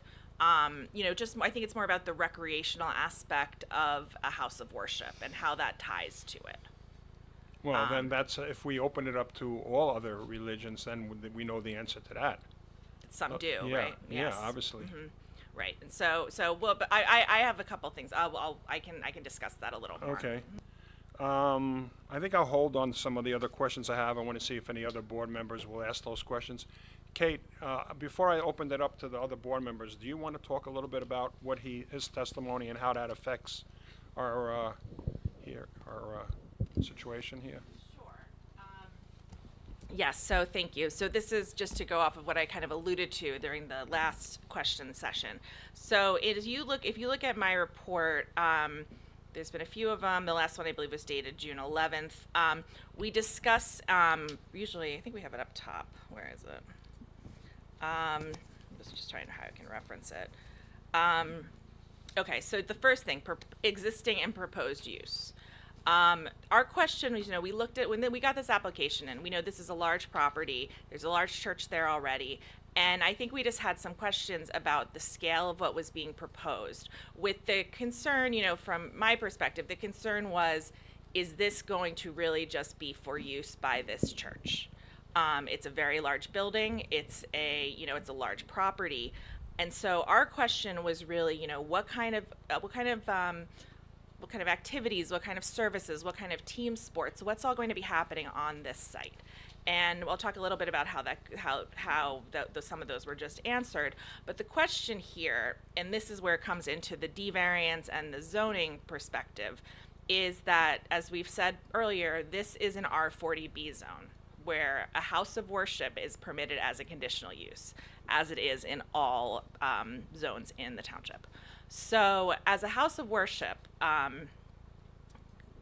the house of worship use was previously granted a D3 variance, previously granted conditional use variance relief. However, and our question this time was, does this proposed recreation facility meet the definition of an accessory use for a house of worship? Just because of its scale, because of its size, you know, just because of all the different activities that seem to be going on there.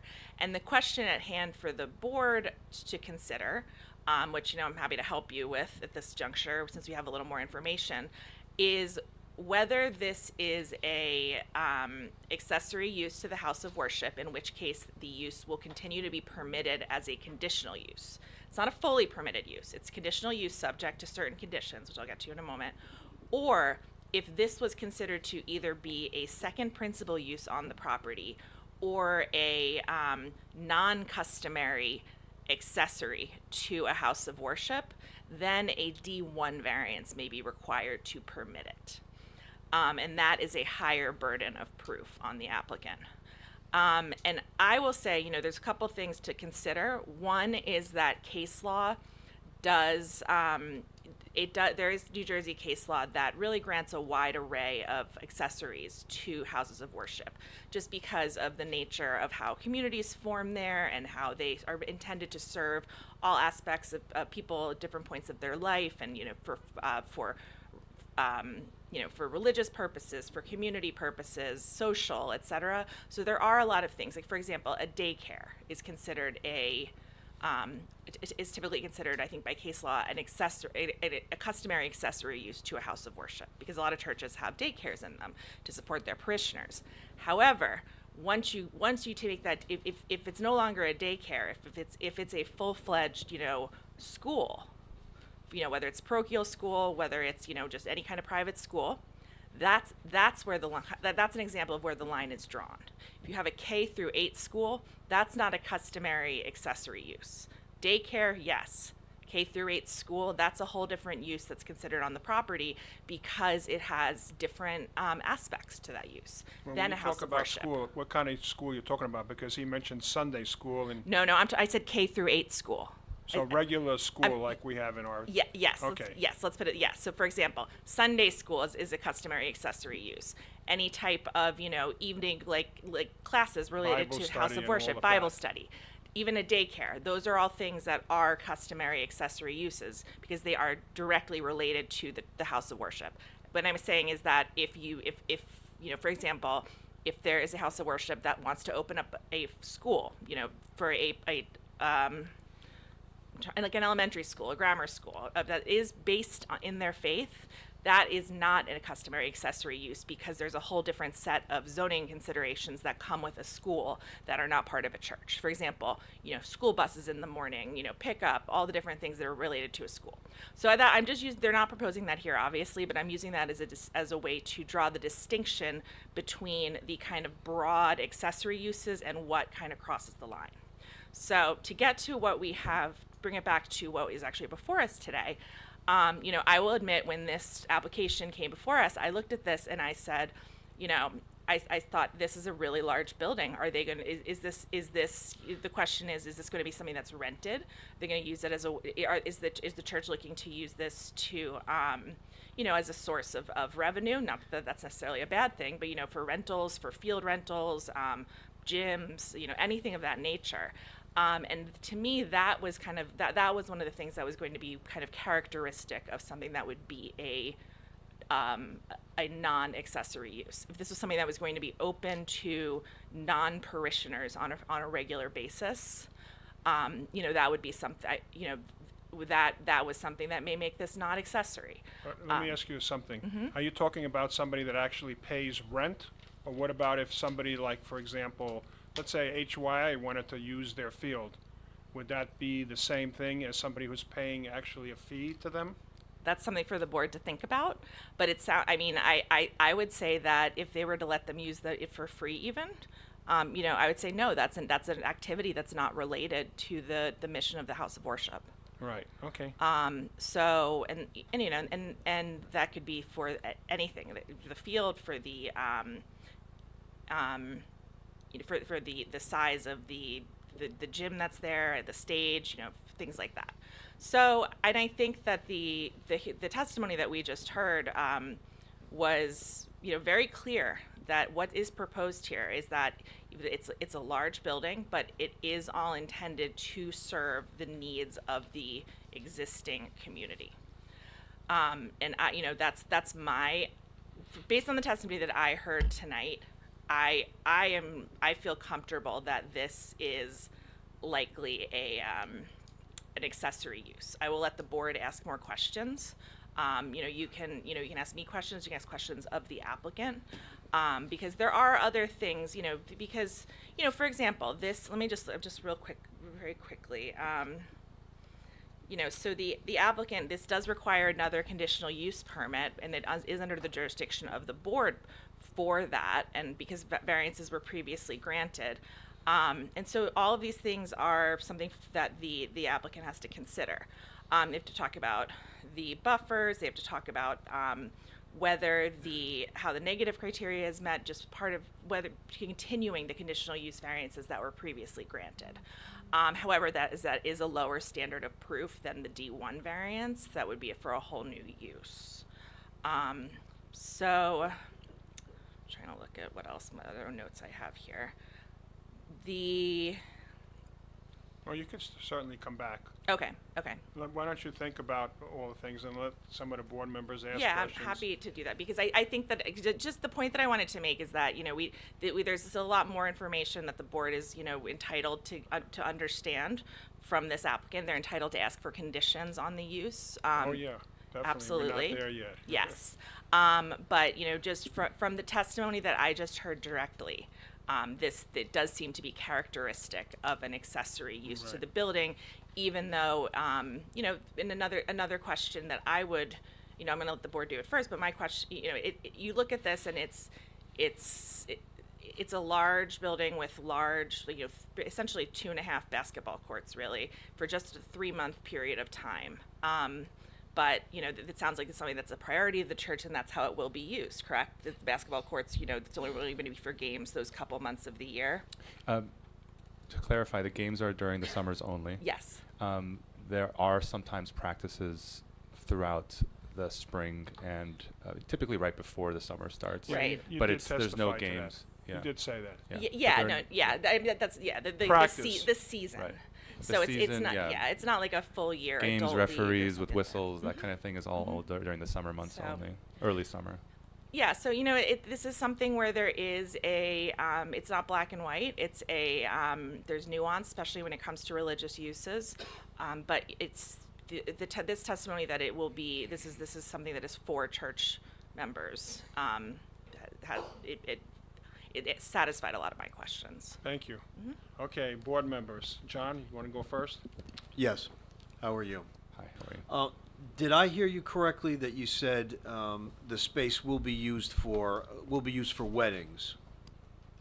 The wedding ceremony, the religious ceremonies in the church, current building. But as with weddings or engagements or funerals or baptisms, there may be a meal afterwards. In the case of a wedding, there could be a gathering afterwards, but typical with Coptic weddings at a church, there will never be any music or dancing or alcohol or anything of that sort. Okay, that's part of what I was trying to reconcile, Yeah. because I heard you say it would be used for weddings, but then when you were asked if there would ever be alcohol served, if there would be any Never. dancing, you said affirmatively no. So what I'm hearing from you is it will be used for wedding ceremonies. Currently, we already have wedding ceremonies in the sanctuary. Those will continue to be in the sanctuary. Okay. But if there is a celebration afterwards, it will never have alcohol, never have dancing, never have any loud music or any music at all amplified in any way if it's on the church property. Just to be clear, it'll never have any of those things at all. It will never have any of those things amplified. No dancing, no alcohol None. Period. Okay. at all, period. Okay. So you will have these. I guess the phrase I'm looking for is wedding receptions, wedding celebrations after the ceremony, but for the reasons you just gave, there will still not be any alcohol or dancing or music. Correct. Okay. That's it, John?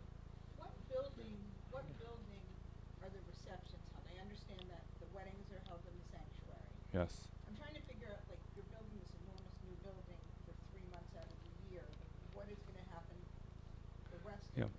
So we mentioned the spiritual days, which happen in the spring. We also have spiritual days. I think we also have sometime before the Christmas celebration. So those will happen throughout the year. And where will they happen? In the old building, which I'm referring to as the church, or the new building? Well, the liturgy will always be in the sanctuary, in the current building, and then after, the spiritual day always starts with the liturgy, and then goes on through to the middle of the afternoon with lectures, meals, activities, and that will be split between the two buildings. And the classrooms will be used year round. And the as classrooms will well. be used year-round, correct.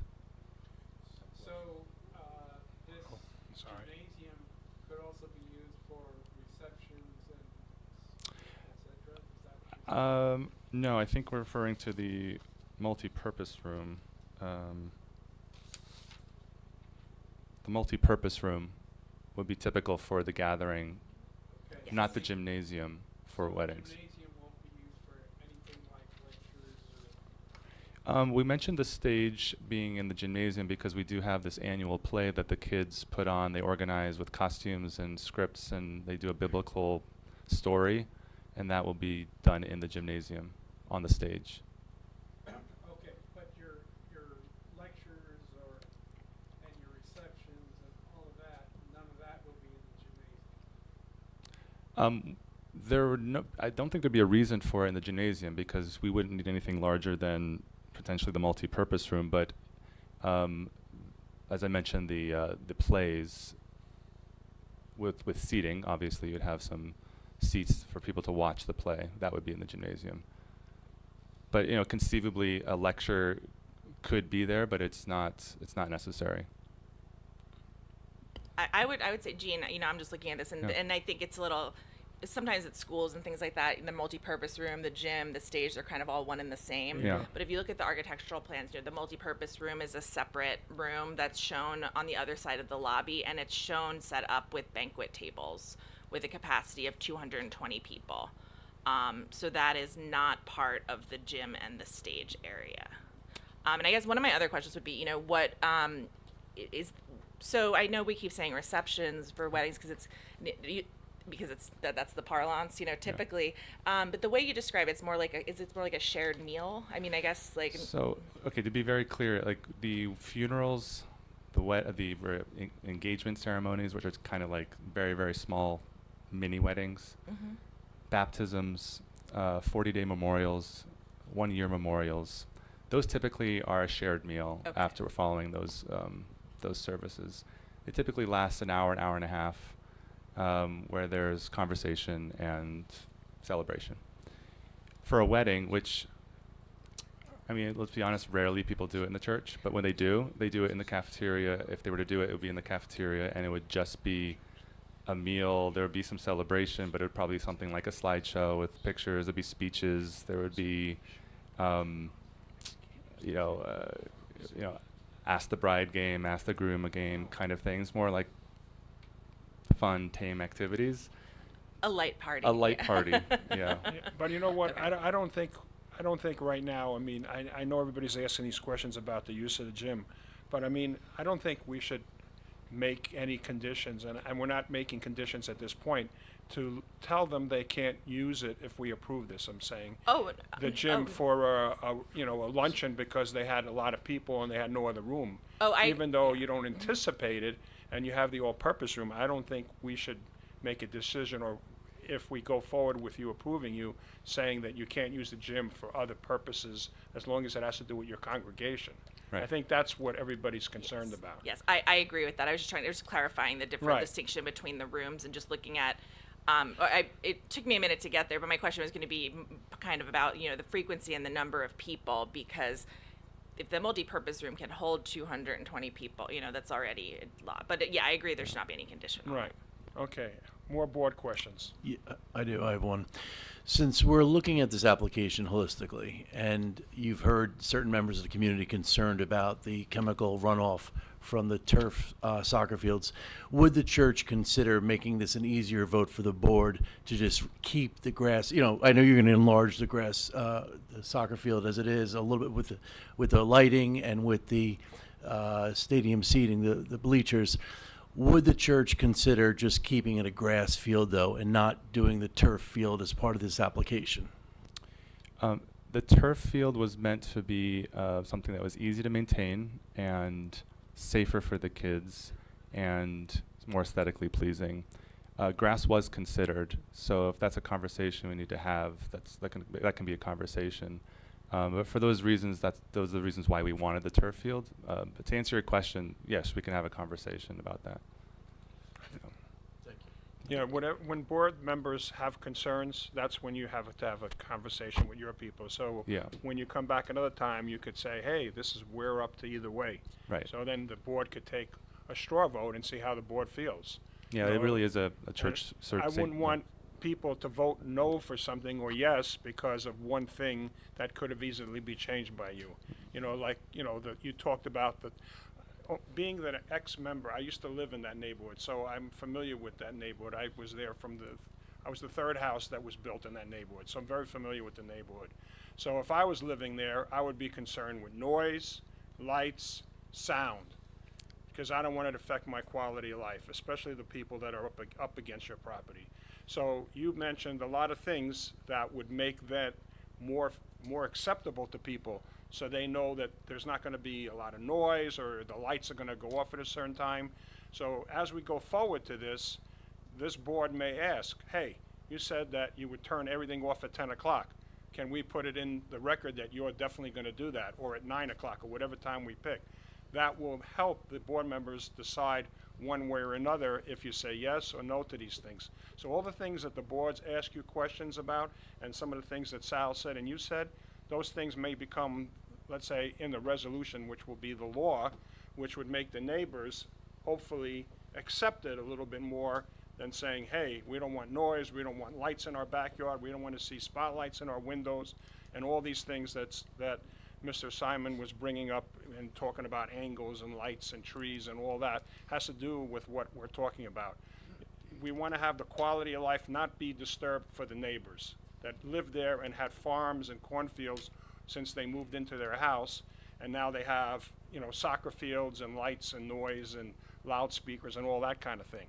So Yeah, 100% understood, yeah. I think I'm kind of summing up a lot of stuff that it's gonna help decide one way or another, this board, because we think of what's good for the community besides the applicant. 100% understood, and we want to be very good neighbors to them as well. Right. So we would definitely consider all those Right. things. Okay, so more board members' questions before I open it up to the public. Yeah, I've got one question. You made some statements in the beginning about how it was going to be used, you know, typical services. You said you wrote that down and sent a letter in? Was that- I thought we submitted it, but it may have Did been we several submit months that? ago, so. Because it's been going on for so long. Do we have that That letter? was original submission, part of it. Somewhere in your package, you have a letter from them. Yeah, this was dated March 24th, 2025. It was in that submission. March 24th? Mr. Luciani, I'm happy to resend it to you. Yeah, I would like that. I'd like to understand how that operation is and how it affects the amount of traffic and all that. Okay. John? Sorry. I had just one last question. Just for the record, are there any other intended uses for the structure that you have not covered in your testimony? No. Okay, thank you. Anybody else? Vinny? Just as it pertains to the field, the primary reason for turf is aesthetics, as I understand it. Mike, put your mic on. Press the red button on the bottom. Slide that. Press it. You're good. You're good. Is it a red light on?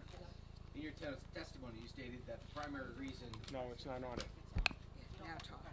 The primary reason for the turf field is aesthetics, correct? We holistically considered this maintenance, low maintenance, Yeah. safety for the kids, and aesthetics as the reasons. But given the intended use, non-competitive use, just recreation, Yeah. what type of wear and tear did you anticipate? Very limited. Yeah, it's just that with grass, it was going to be harder to maintain a field that was suitable for playing on. As it is today, we're seeing our current field is very difficult to maintain a very beautifully grown and cut and even grass field. As a former soccer player, the Yeah. wear and tear happens when multiple games are being played competitively. Yeah. Recreationally, very little. And Right. the soil is probably very rich. And the grass would look just as nice, probably. And the rest of the grounds will be maintained, correct? Yes, the rest of the grounds are maintained. We don't have another really large grass field anywhere. That's I think the largest grass area we have. Okay. Okay, so you know what, based on our concerns, one second, Lori. I'd like to take a straw vote with all our board members, provided it's okay, Mr. Attorney, on how we feel about turf or grass. Is that all right to ask the board members? They want them to consider yes and they go back. Yeah, I know, but just to see how many people would it affect them knowing whether it was grass or turf, and that might help the applicant. No, just, okay, Lori, go ahead, ask your question, does it pertain to Mine this? is not about the soccer field. so Okay, all right. I don't know anything about soccer, that I will tell you. What I do know is about basketball, though, so my questions are about basketball. Okay, so hold on to that one, Okay. Lori. So how, let's just go down the line. How many people here feel that it would affect a decision whether it was turf or grass? You don't have to say which way you would vote, but just say if it would affect it.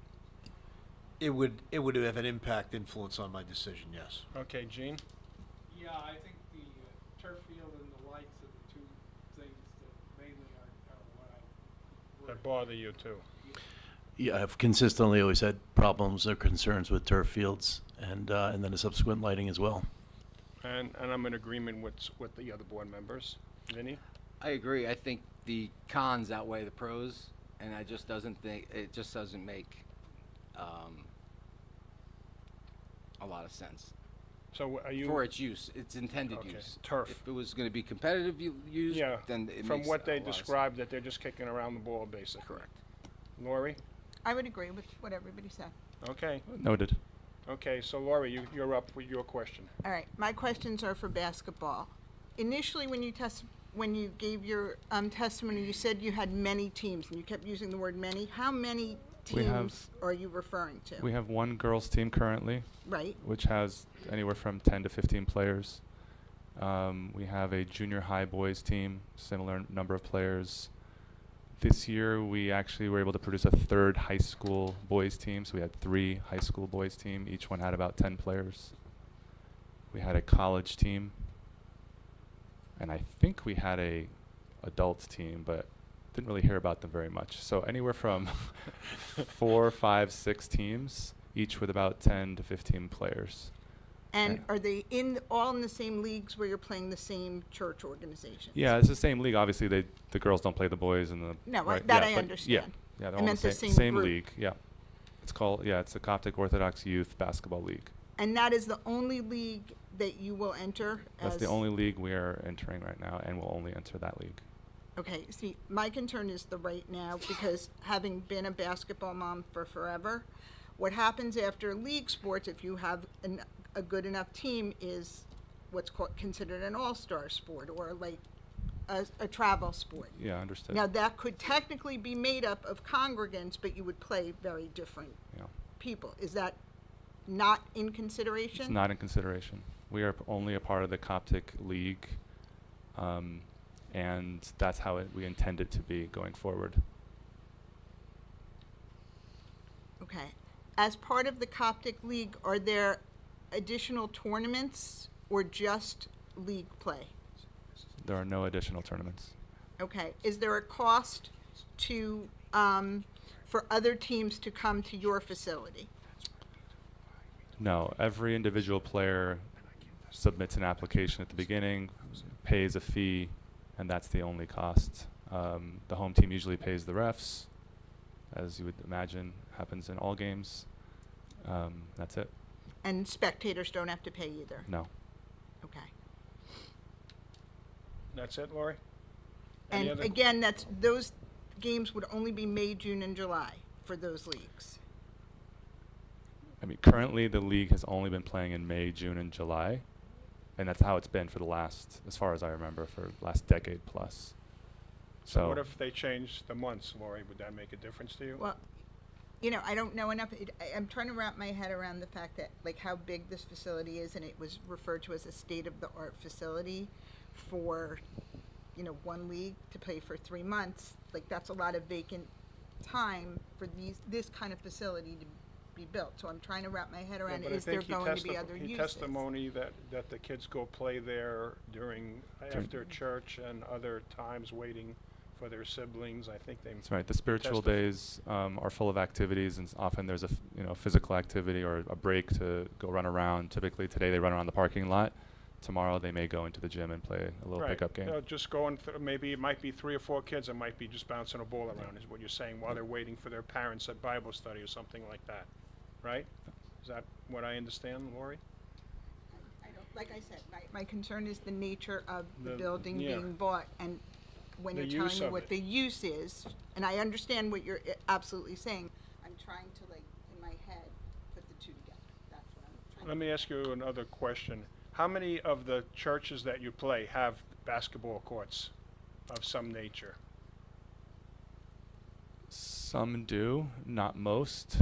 Most usually rent a nearby gym, but some do. So from Obviously, all- like the Greek church has one, right? So we use their court for our home games and You practices. mentioned that earlier. But other Coptic churches, I don't have a number in my head. I don't know the exact number. So from all, I know this is going to sound like an odd question, but from all the churches that that you play and that you know of, is your facility going to be like the number one where everybody's going to say, wow, Homedale has the best place? Is that what you'll end up having if you approve this? I don't know what compared to your other churches, In your league, I in think your you- leagues. Yeah, I don't, it's hard for me to speculate on what other people are going to say, but we will be one of the few Coptic churches that have a gym on the premises, but at the same time, you know, we see other churches, not necessarily Coptic churches, have this kind of facility, so. Oh, of course there are. Yeah. But again, it's only going to be used for our games. Right. Yeah. Okay. Any board members have any more questions? Mr. Chair, before you open it to anyone else, on my notes, I was just looking. I meant to ask about the soccer field. There's no PA system of any kind, right? So there's no There's no announcements. speakers, no PA system outside at all. Right, I forgot to ask that. It was in my notes. Okay. So I'm going to do this a little differently this time. I know last time, I think we had the public go first before Mr. Simon, because we saved you for last, in case we run out of time. Because we're up to 9 o'clock already here, and I don't know how much more we want to take, so we'll see how many questions. You want a 5-minute break? All right, give you 5 minutes. 8:57, 9:05 we start. 8:57, board is taking break. Thank you.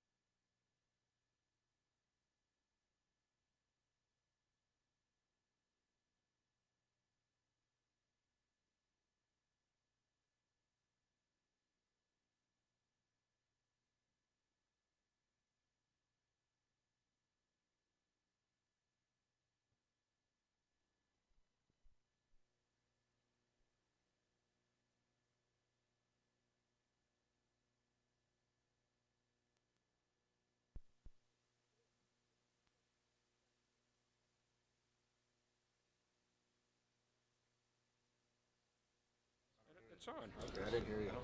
Please take your seats, everybody. We're 2 minutes over the time you asked for. So while everybody's taking their seats, what we're going to do is instead of letting Mr. Simon ask a lot of questions, will take up a lot of time, we're going to open it up to the public to ask questions, and this has to do with operations only, nothing else. So operations of all the things he tested that you heard tonight that had to do with operations, that's what you can ask questions about.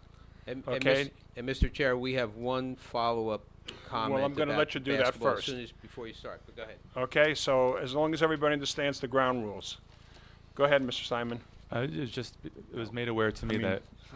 I meant Oh, to say sorry. Sal.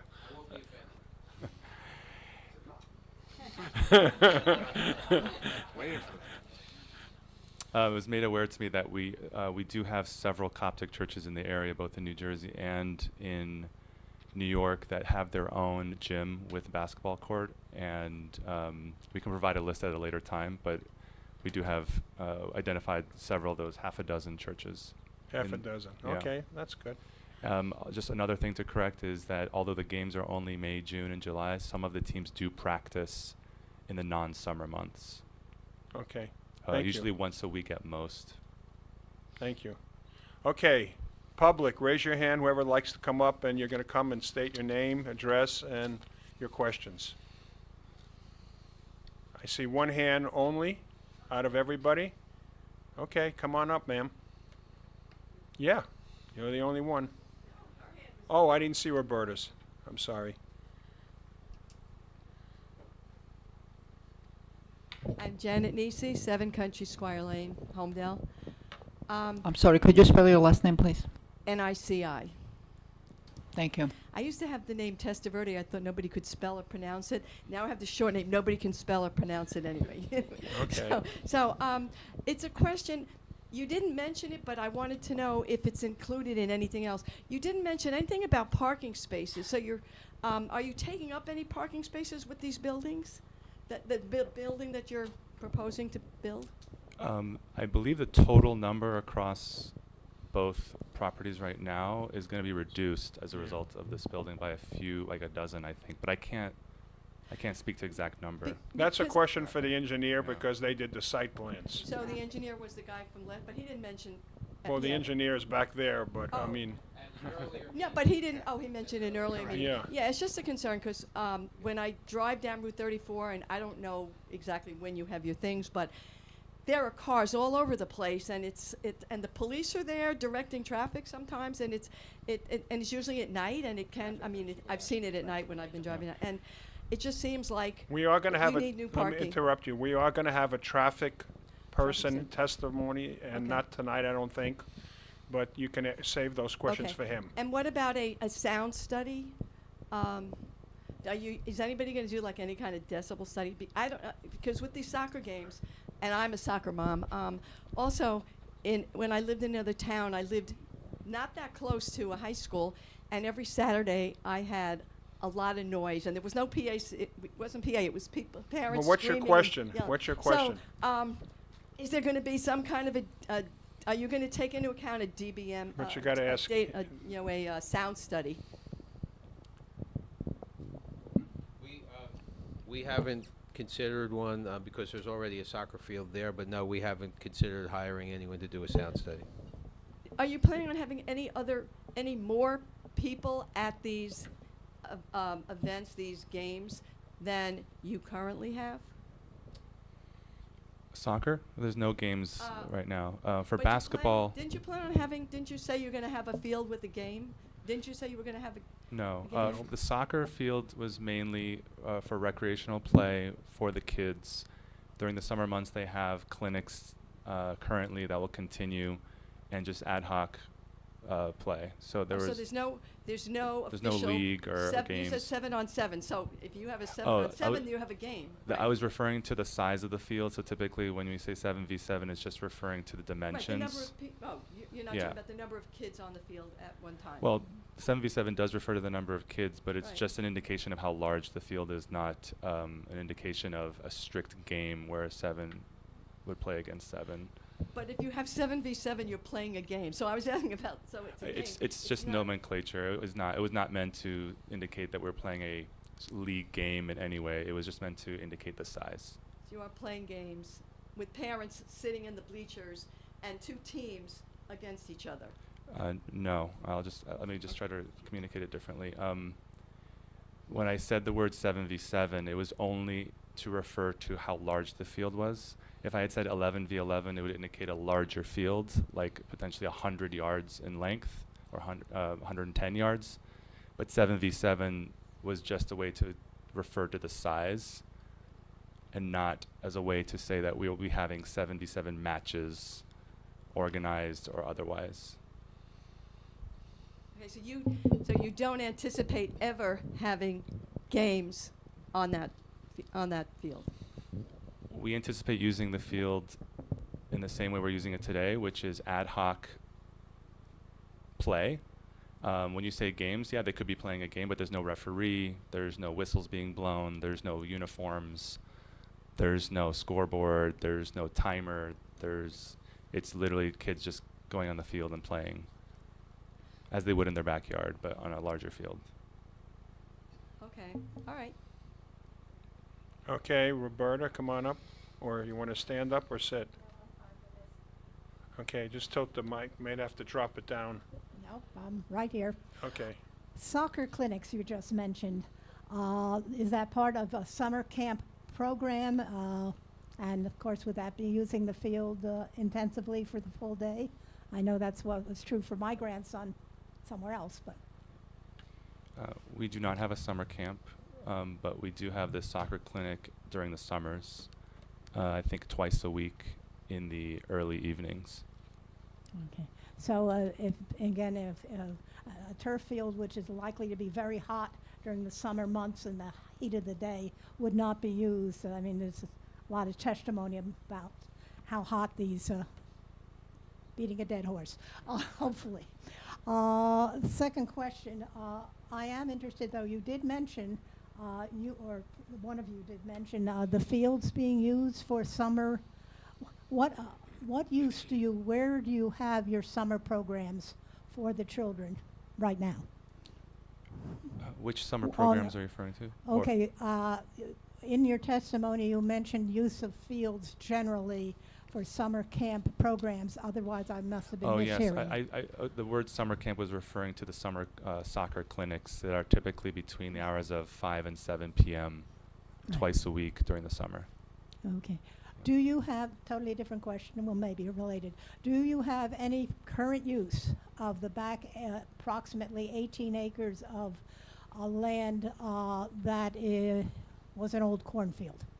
So I'm talking about, well, basically what was Lot 8? I don't know exactly what we're referring to. Maybe Okay, somewhere on the map could be pointed out. If you went due west from your existing Roberta, detention yeah, show basin. us on here what you're talking about. The green area at the bottom, below the building, is what you're referring to? You don't have the whole site plan up there. But if you were to see the pink is the church, of course, and it goes much further over. And if you went due west from that, below the detention basin, you have what was called, the detention basin, I think, is part of the original Lot 8, and there's a whole farm field behind Do it. you have a full site plan on your thing? Let's see if we can get a site plan on so you can ask your question properly. An aerial map? Aerial will be good, Yeah, an aerial will be just fine. Yeah. Show the cornfields and everything. Blow it up, 35 years ago, my kids used to work Keep for going. Menzel's and pick the Can you corn. blow it up a little more? Okay, see that nice messy green area, which in previous times was actually row crops of corn? So the grassy area Right, in other words, on the bottom. immediately to the left of what is marked Pa- Willowbrook Tributary. Place your mouse. Somebody put a mouse there so we can. Are you talking about right here? No, below that. Keep going down. Keep going down. Oh, more. Here. Keep No, going down. that's the detention basin. All that area. That's Keep it. going all the way to the cornfield. That is. That whole area is basically compensatory so that they are not exceeding what they're suggesting. What's your is- question, Roberta? Do they have any use for that, or is it being used at any time right now? And as an operational person, would you have any use for it, and could it be dedicated as farmland or open space in perpetuity? So answer the first part. Is there any current use? There's no current use, no planned use. So what is it there now? What's there? Weeds? You didn't even know it was there, did you? I don't know if I've ever been back there. Why, hey, we don't misplace 18 acres, guys. Okay, so basically, there's nobody using it and planting corn or any farming back there.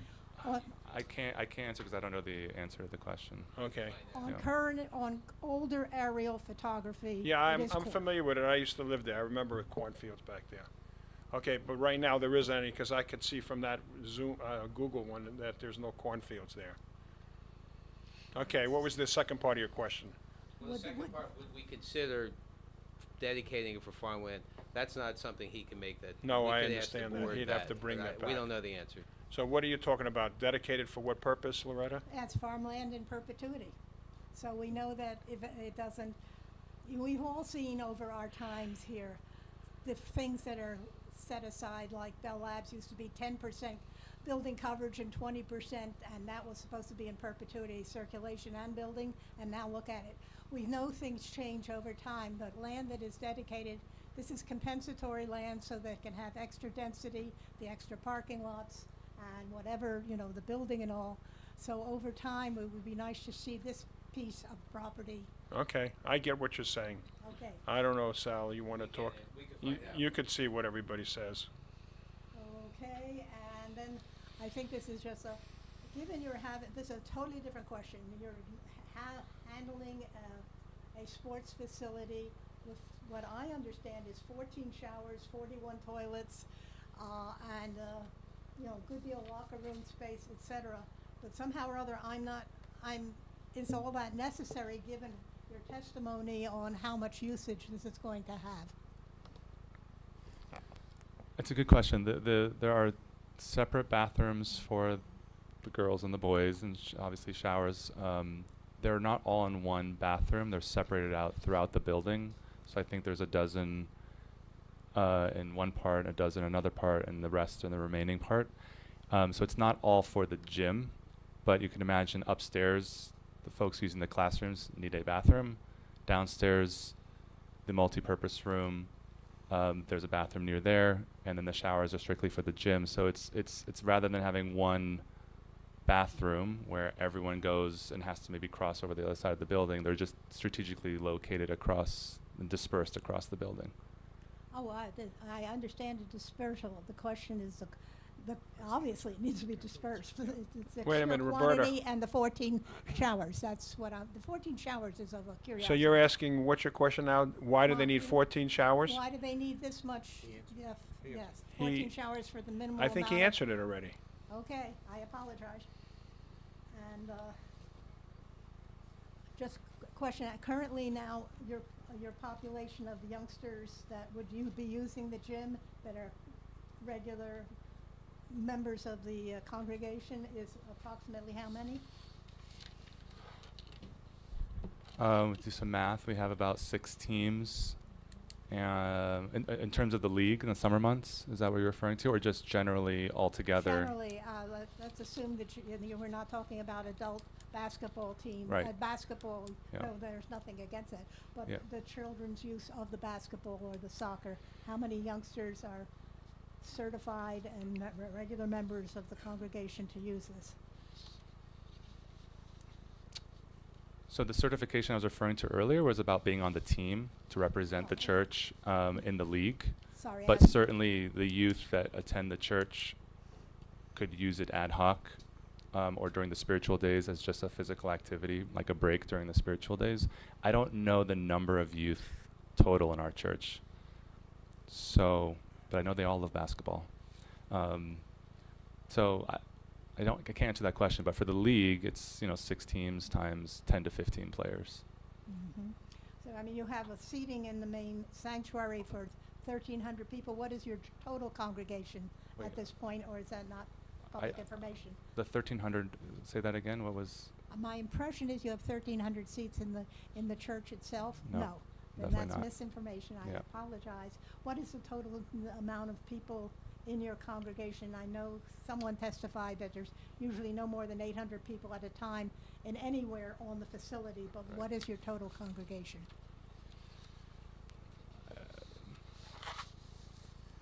Well, based on what we know about Sunday services and weekly services, I have a couple hundred attend each of 3 liturgies, so there's 600 there. There's some people who attend a Saturday morning. There's a small number who attend every other the services on the weekdays. But active members, I actually don't even have an answer to that. I don't know the answer to the active there's members. different classifications, I think, of members. You have Yeah. people that are, let's call them, I don't know what word to use other than dues members. Yeah. And then there's people that come for Regularly. once a year, twice a year. Those are not really your general parishioners. Those are coming for the religious holidays only, right? Am I wrong? That's correct, and that's So, typically I don't the know 800 if number. you're asking for everybody that attends or one particular Why don't we start with your service. suggestion of dues paying, He doesn't have the answer. unless they don't have to? Yeah, the 800 number represents the peak at which we would see people on a Good Friday service, right? That's kind of the height of the year, that weekend, Good Friday and the Resurrection Sunday. And that's where you would see that 800. You'd see the parking lot pretty full. Right. But other than that, it's dramatically less. I mean, usually we fill half the parking lot on a Sunday. Okay, so what's your answer? Can you answer that question that she asked? How many people come to a normal Sunday service for the whole day? Yeah, it's between, let's say there's 3 services and 100 to 200 for each service. So anywhere from 3 to 300 600. to 600. Yeah, Right, across no, 3 I actually services. I was more onto your dues paying membership, assuming there's dues to begin with. I'm not sure what they have. I just use that for a term. My last question is, would it be acceptable for me to give the Mount Sinai report on the use of artificial turf, Mount Sinai Hospital report on the use of artificial turf It's no testimony, no. to you? Roberta, you can't. It's not a question. You can Okay. hand it to Mr. Alfieri if you want, but it's not part of the testimony. Okay. Thank you very much. You've You're been welcome. most kind. Thank you, Roberta. Any last call for any questions from the public? I know Mr. Simon is reserving his not to speak tonight because it's very late already, 9:30, and we'll leave it open to you for the next time. We have some additional things to talk about, and I mentioned earlier in this process that we would one day have an on-site, and being that we're getting into colder weather, I know it's not yet colder, but we have to plan this. So I'm thinking we do something, the date tentatively was, what date did I say, October 18th on a Saturday at around 1:30 in the afternoon. Is that something that would work for you, Sal, and your team? I think so. We just have to figure out what you want us to do. We'll talk about that in a minute. First, to make sure the date is good. We need, your engineer, of course, is crucial to be there. The Okay. engineer could be there. It works, church we're okay with. Okay. Excuse me? Mr. Simon, is that okay with you? I'm gonna be away, Yeah. but I'll have somebody cover for me. Well, Okay. just for the record, Sal's not gonna be there normal light, so. Okay. No, Your attorneys, client should be there just to observe. but- attorneys normally don't come to these, but I mean, if you want to send some engineer or something like that, you can. It's more of an information, it's not, an on-site is not for testimony that we consider. It's things that we're gonna observe, because we can't visualize like when he was talking about the trees and the spaces, we wanna see how much space there is. And among all the other things that we'll talk about in a minute. So what happens is we observe, then we come back and we give our observations or ask questions based on our observations, and it goes on the record at the next meeting. So that's the purpose of an on-site. Now, the public is obviously welcome to attend, but when you come there, you're not coming to ask any questions, say, hey, look, that's my house, look what happened. We don't want to know that. We're going to look and see all these things that we're going to talk about in a few minutes of what we expect to get marked so we could see things. So, with that being said, and any of the board members can jump in at any time, but customary, we want to see the flags and color-coded for different purposes. So, and then we would have a color large sheet, not this size, the bigger size, whatever the next size is, this size here, so we can see it, color-coded, so we can understand when we look at the map here, the site plan, and we walk around and we see, let's say, a green flag, we know that's the corner of the building. A red flag might be the soccer field. You know what I'm trying to say? So we don't want a million flags out there, so let's pick certain things that we want to see. So we obviously want to see the corners of the building, so we can understand where they are versus where the neighbor's property lines are, where that is. And I don't know how, I haven't been on that site in a long time, so I don't know how much the vegetation is there. So keep that in mind when you put your flags. You might have put up on a stake or something. Okay, we want to see parking lot. Well, the parking lot's there. We're not worried about that. The soccer field. Dimitri, previous sites visit, we had asked for balloons to show the height of the building. Yeah, So how about a balloon on the corner to of kind the of show buildings? the top level of how high the building will be. I don't know how easily. Yeah, I will say the last site visit, the balloon blew away They because blew it was a away. nasty day, which was very frustrating because it Yeah, we wasn't couldn't helpful for us. But so we do anticipate the balloons may blow away. But if you could try that, Maybe you put them up that day so they don't blow away. Can we put them up that day so they don't blow away like the last sun Josh site? was saying that they could probably have a bucket truck there, which would show you the height, and then the wind doesn't matter because. Oh, well, that's up to you if you want to do that. But That would be. either or. That would be better. Okay, so, what else, guys? again, I only did one other site survey. Very important, members of the public understand this is not the time to question either engineer, because we kind of had that issue last time, and I felt bad for the two engineers who didn't want to be rude, but they really can't answer your even if you have a general question, save it and come back here. That's what And- my and job also is to not control approach it, that. and I not a- promise you, they're not. I will be at this one, Well, don't no, worry about it. but just generally approaching the board members to have private conversations, that's not allowable either. Right. The board members will be in a group following the engineer, and he's gonna be explaining all the parts of the site that we talked about. You heard our hearings, you heard our concerns, that's what we wanna have you explain to us. So it's only really almost a one-way conversation from you to us, unless somebody says, well, I don't understand, where is that flag? That's okay, but we're not gonna start getting into anything that has to do with testimony. And the same thing goes with the public. The public can follow and listen, because, sometimes people are talking and they're back there and we're over here, you missed out. We're not gonna repeat everything. So you have to follow along in the group, and he's gonna speak as loud as he can so everybody can hear. Stop, speak, and then move. And Mr. Chairman, also, I don't know if you've already said this, but where the septic fields will be, is that going to be a different Yep, color? we can have that. There was some concern about that, so let's talk about that. Mark that up. That's about it? Is that all you guys Well, want to see? Mr. Chair, I don't. Oh, yeah, how about the detention basin? That's actually not, that's going to be the height of the lights for the soccer. Oh, the lights. Yeah, where are we putting the lights? When you mentioned in an earlier meeting, you wanted a balloon for the light as well. So Yeah. if we're intending on keeping the lights as we propose, we'll have to show you that. If we decide we're gonna change it, we may show you a different height. If you're not gonna have lights, and that's something that you said, then we don't need that, and you'll let us know that day. Yes. Okay, anything else, guys? Keep thinking. Mr. Simon had a question. Yeah, just to piggyback on that, if in fact they're not going to pursue the lights or have a modification as to the height or location of lights, we just asked that for the benefit of the board and the public that we be advised of that before the site visit, just so that the neighbors can be, anticipating what they want to anticipate. So. I don't see why that would have any bearing on it. We're not gonna have another public meeting, but I agree, you should notify the board, and when we're at the engineer can, or Dimitri can make a statement if they have amended it at that site visit.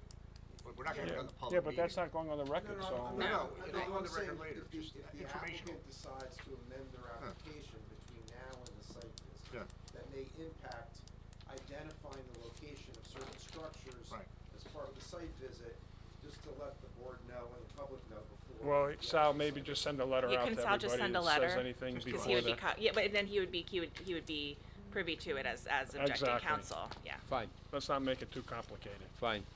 All right, anything else you guys want to see that you're concerned about? Okay. Well, you gotta carry also. Okay, so we're gonna carry this to a different date. Now, what date are we gonna be looking at here? No, I don't think so. Okay, so let's see when we're gonna carry it. We could either carry it till, what were the dates? Again, you said? The 5th? We can do November 5th? November 5th or December 3rd.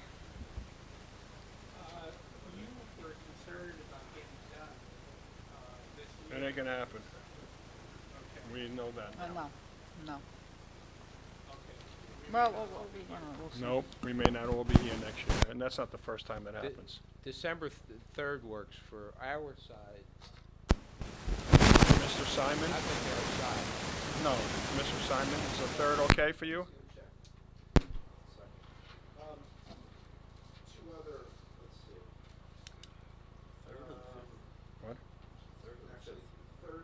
Oh, the 5th, is that the 5th? November 5th. No, he's. No, the 3rd. December. December, they're talking December. December 3rd is not good for me. I already have 2 hearings that night. So November 5th doesn't work for you? I have 2 hearings that night. Okay, 17th, Yeah, November 5th I can, December 17th, just before the holidays. That works. It works? Okay.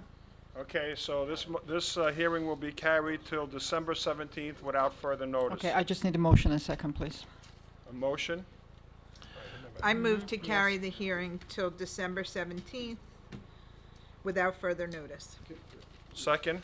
Wait a second, before you Sorry. vote. We're just seconding it. that's fine. I just have two more comments regarding the site visit. That I neglected to mention. Number one is that to the extent that there's going to be air conditioning units or other mechanicals that are going to be on the roof, they're going to protrude higher than the height of the roof. Maybe if the applicant can consider showing the heights of those. I think they had testimony they're gonna put a wall in front of it to block it. Parapet. Yeah, so you Wall. wouldn't see it. Okay, just making it clear that the neighbors are concerned about that. And the other Okay. comment is to the extent, I just spoke to. Wait, let me ask something of the engineer. Is the parapet gonna hide the units, or are we gonna see the units in any way?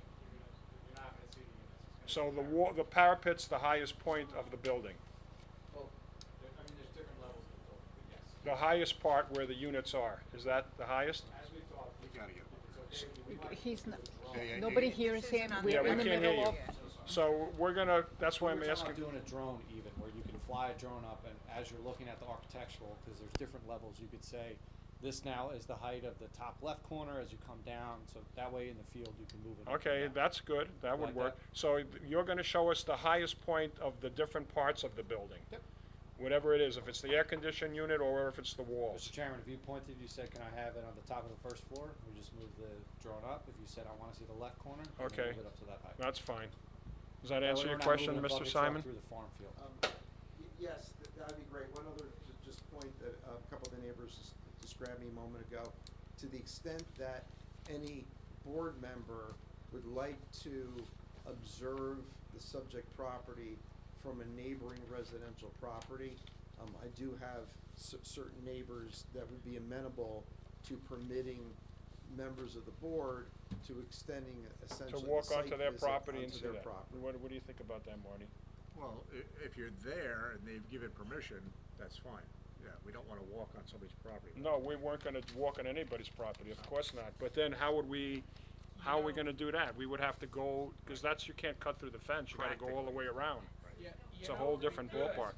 Wait a minute, you can't just shout out, ma'am, I'm sorry. So, My understanding is that you would be able to physically walk from the site to certain of the neighbors' properties. And to your point, which is a great one, that at the site visit, there may be members of the public who welcome and invite members of the board and other members of the public to come onto their property to view the site from their property. And I just want to make that clear. to Okay, the so board. here's the answer to that, and Marty, tell me if I'm wrong. I think we need to have something written with the property owners' names and the addresses, and then that would be an after the site visit thing. If you determine, you may Yeah, not want it. if we determine, but I mean, I'm not gonna walk through weeds and get ticks on us to get to get Okay, to so somebody's just- house. I just want to get clarity in terms of when you say after the site visit, you're saying. After the site visit is, let's say it's over at 10:30, if a board member wants to go to somebody's property and we have permission to go there, then maybe that'll be up to them to do that. If we don't see what we need to see from the site, then that would be their option. Could I ask a question? If somebody's gonna put a drone up, showing the height, and somebody in one of these other residences wants to say if I can see that or not, they could take a picture of that drone from their property and show us whether they could see, what they could see and what they couldn't. They can testify to anything at the hearing. Right, and then they could take a picture, and that's part of their testimony. Gene, you know what? This drones are all new technology. We only had balloons back then. This is all new things, having drones. So other times we do site visits, we're gonna ask for drones now. We're gonna wanna see 6 drones on every corner of the building. Okay, anything else from the board? Yes. Anything else I missed? Confirm the time of the site. 9:30. I mean, 1:30. So, 1:30, I'm sorry. I two said two things, so we have record clear. I have a motion, Ms. Gerhart, and in a second to carry till December 17th. I just need second. Oh, Second. second. You want a voice vote?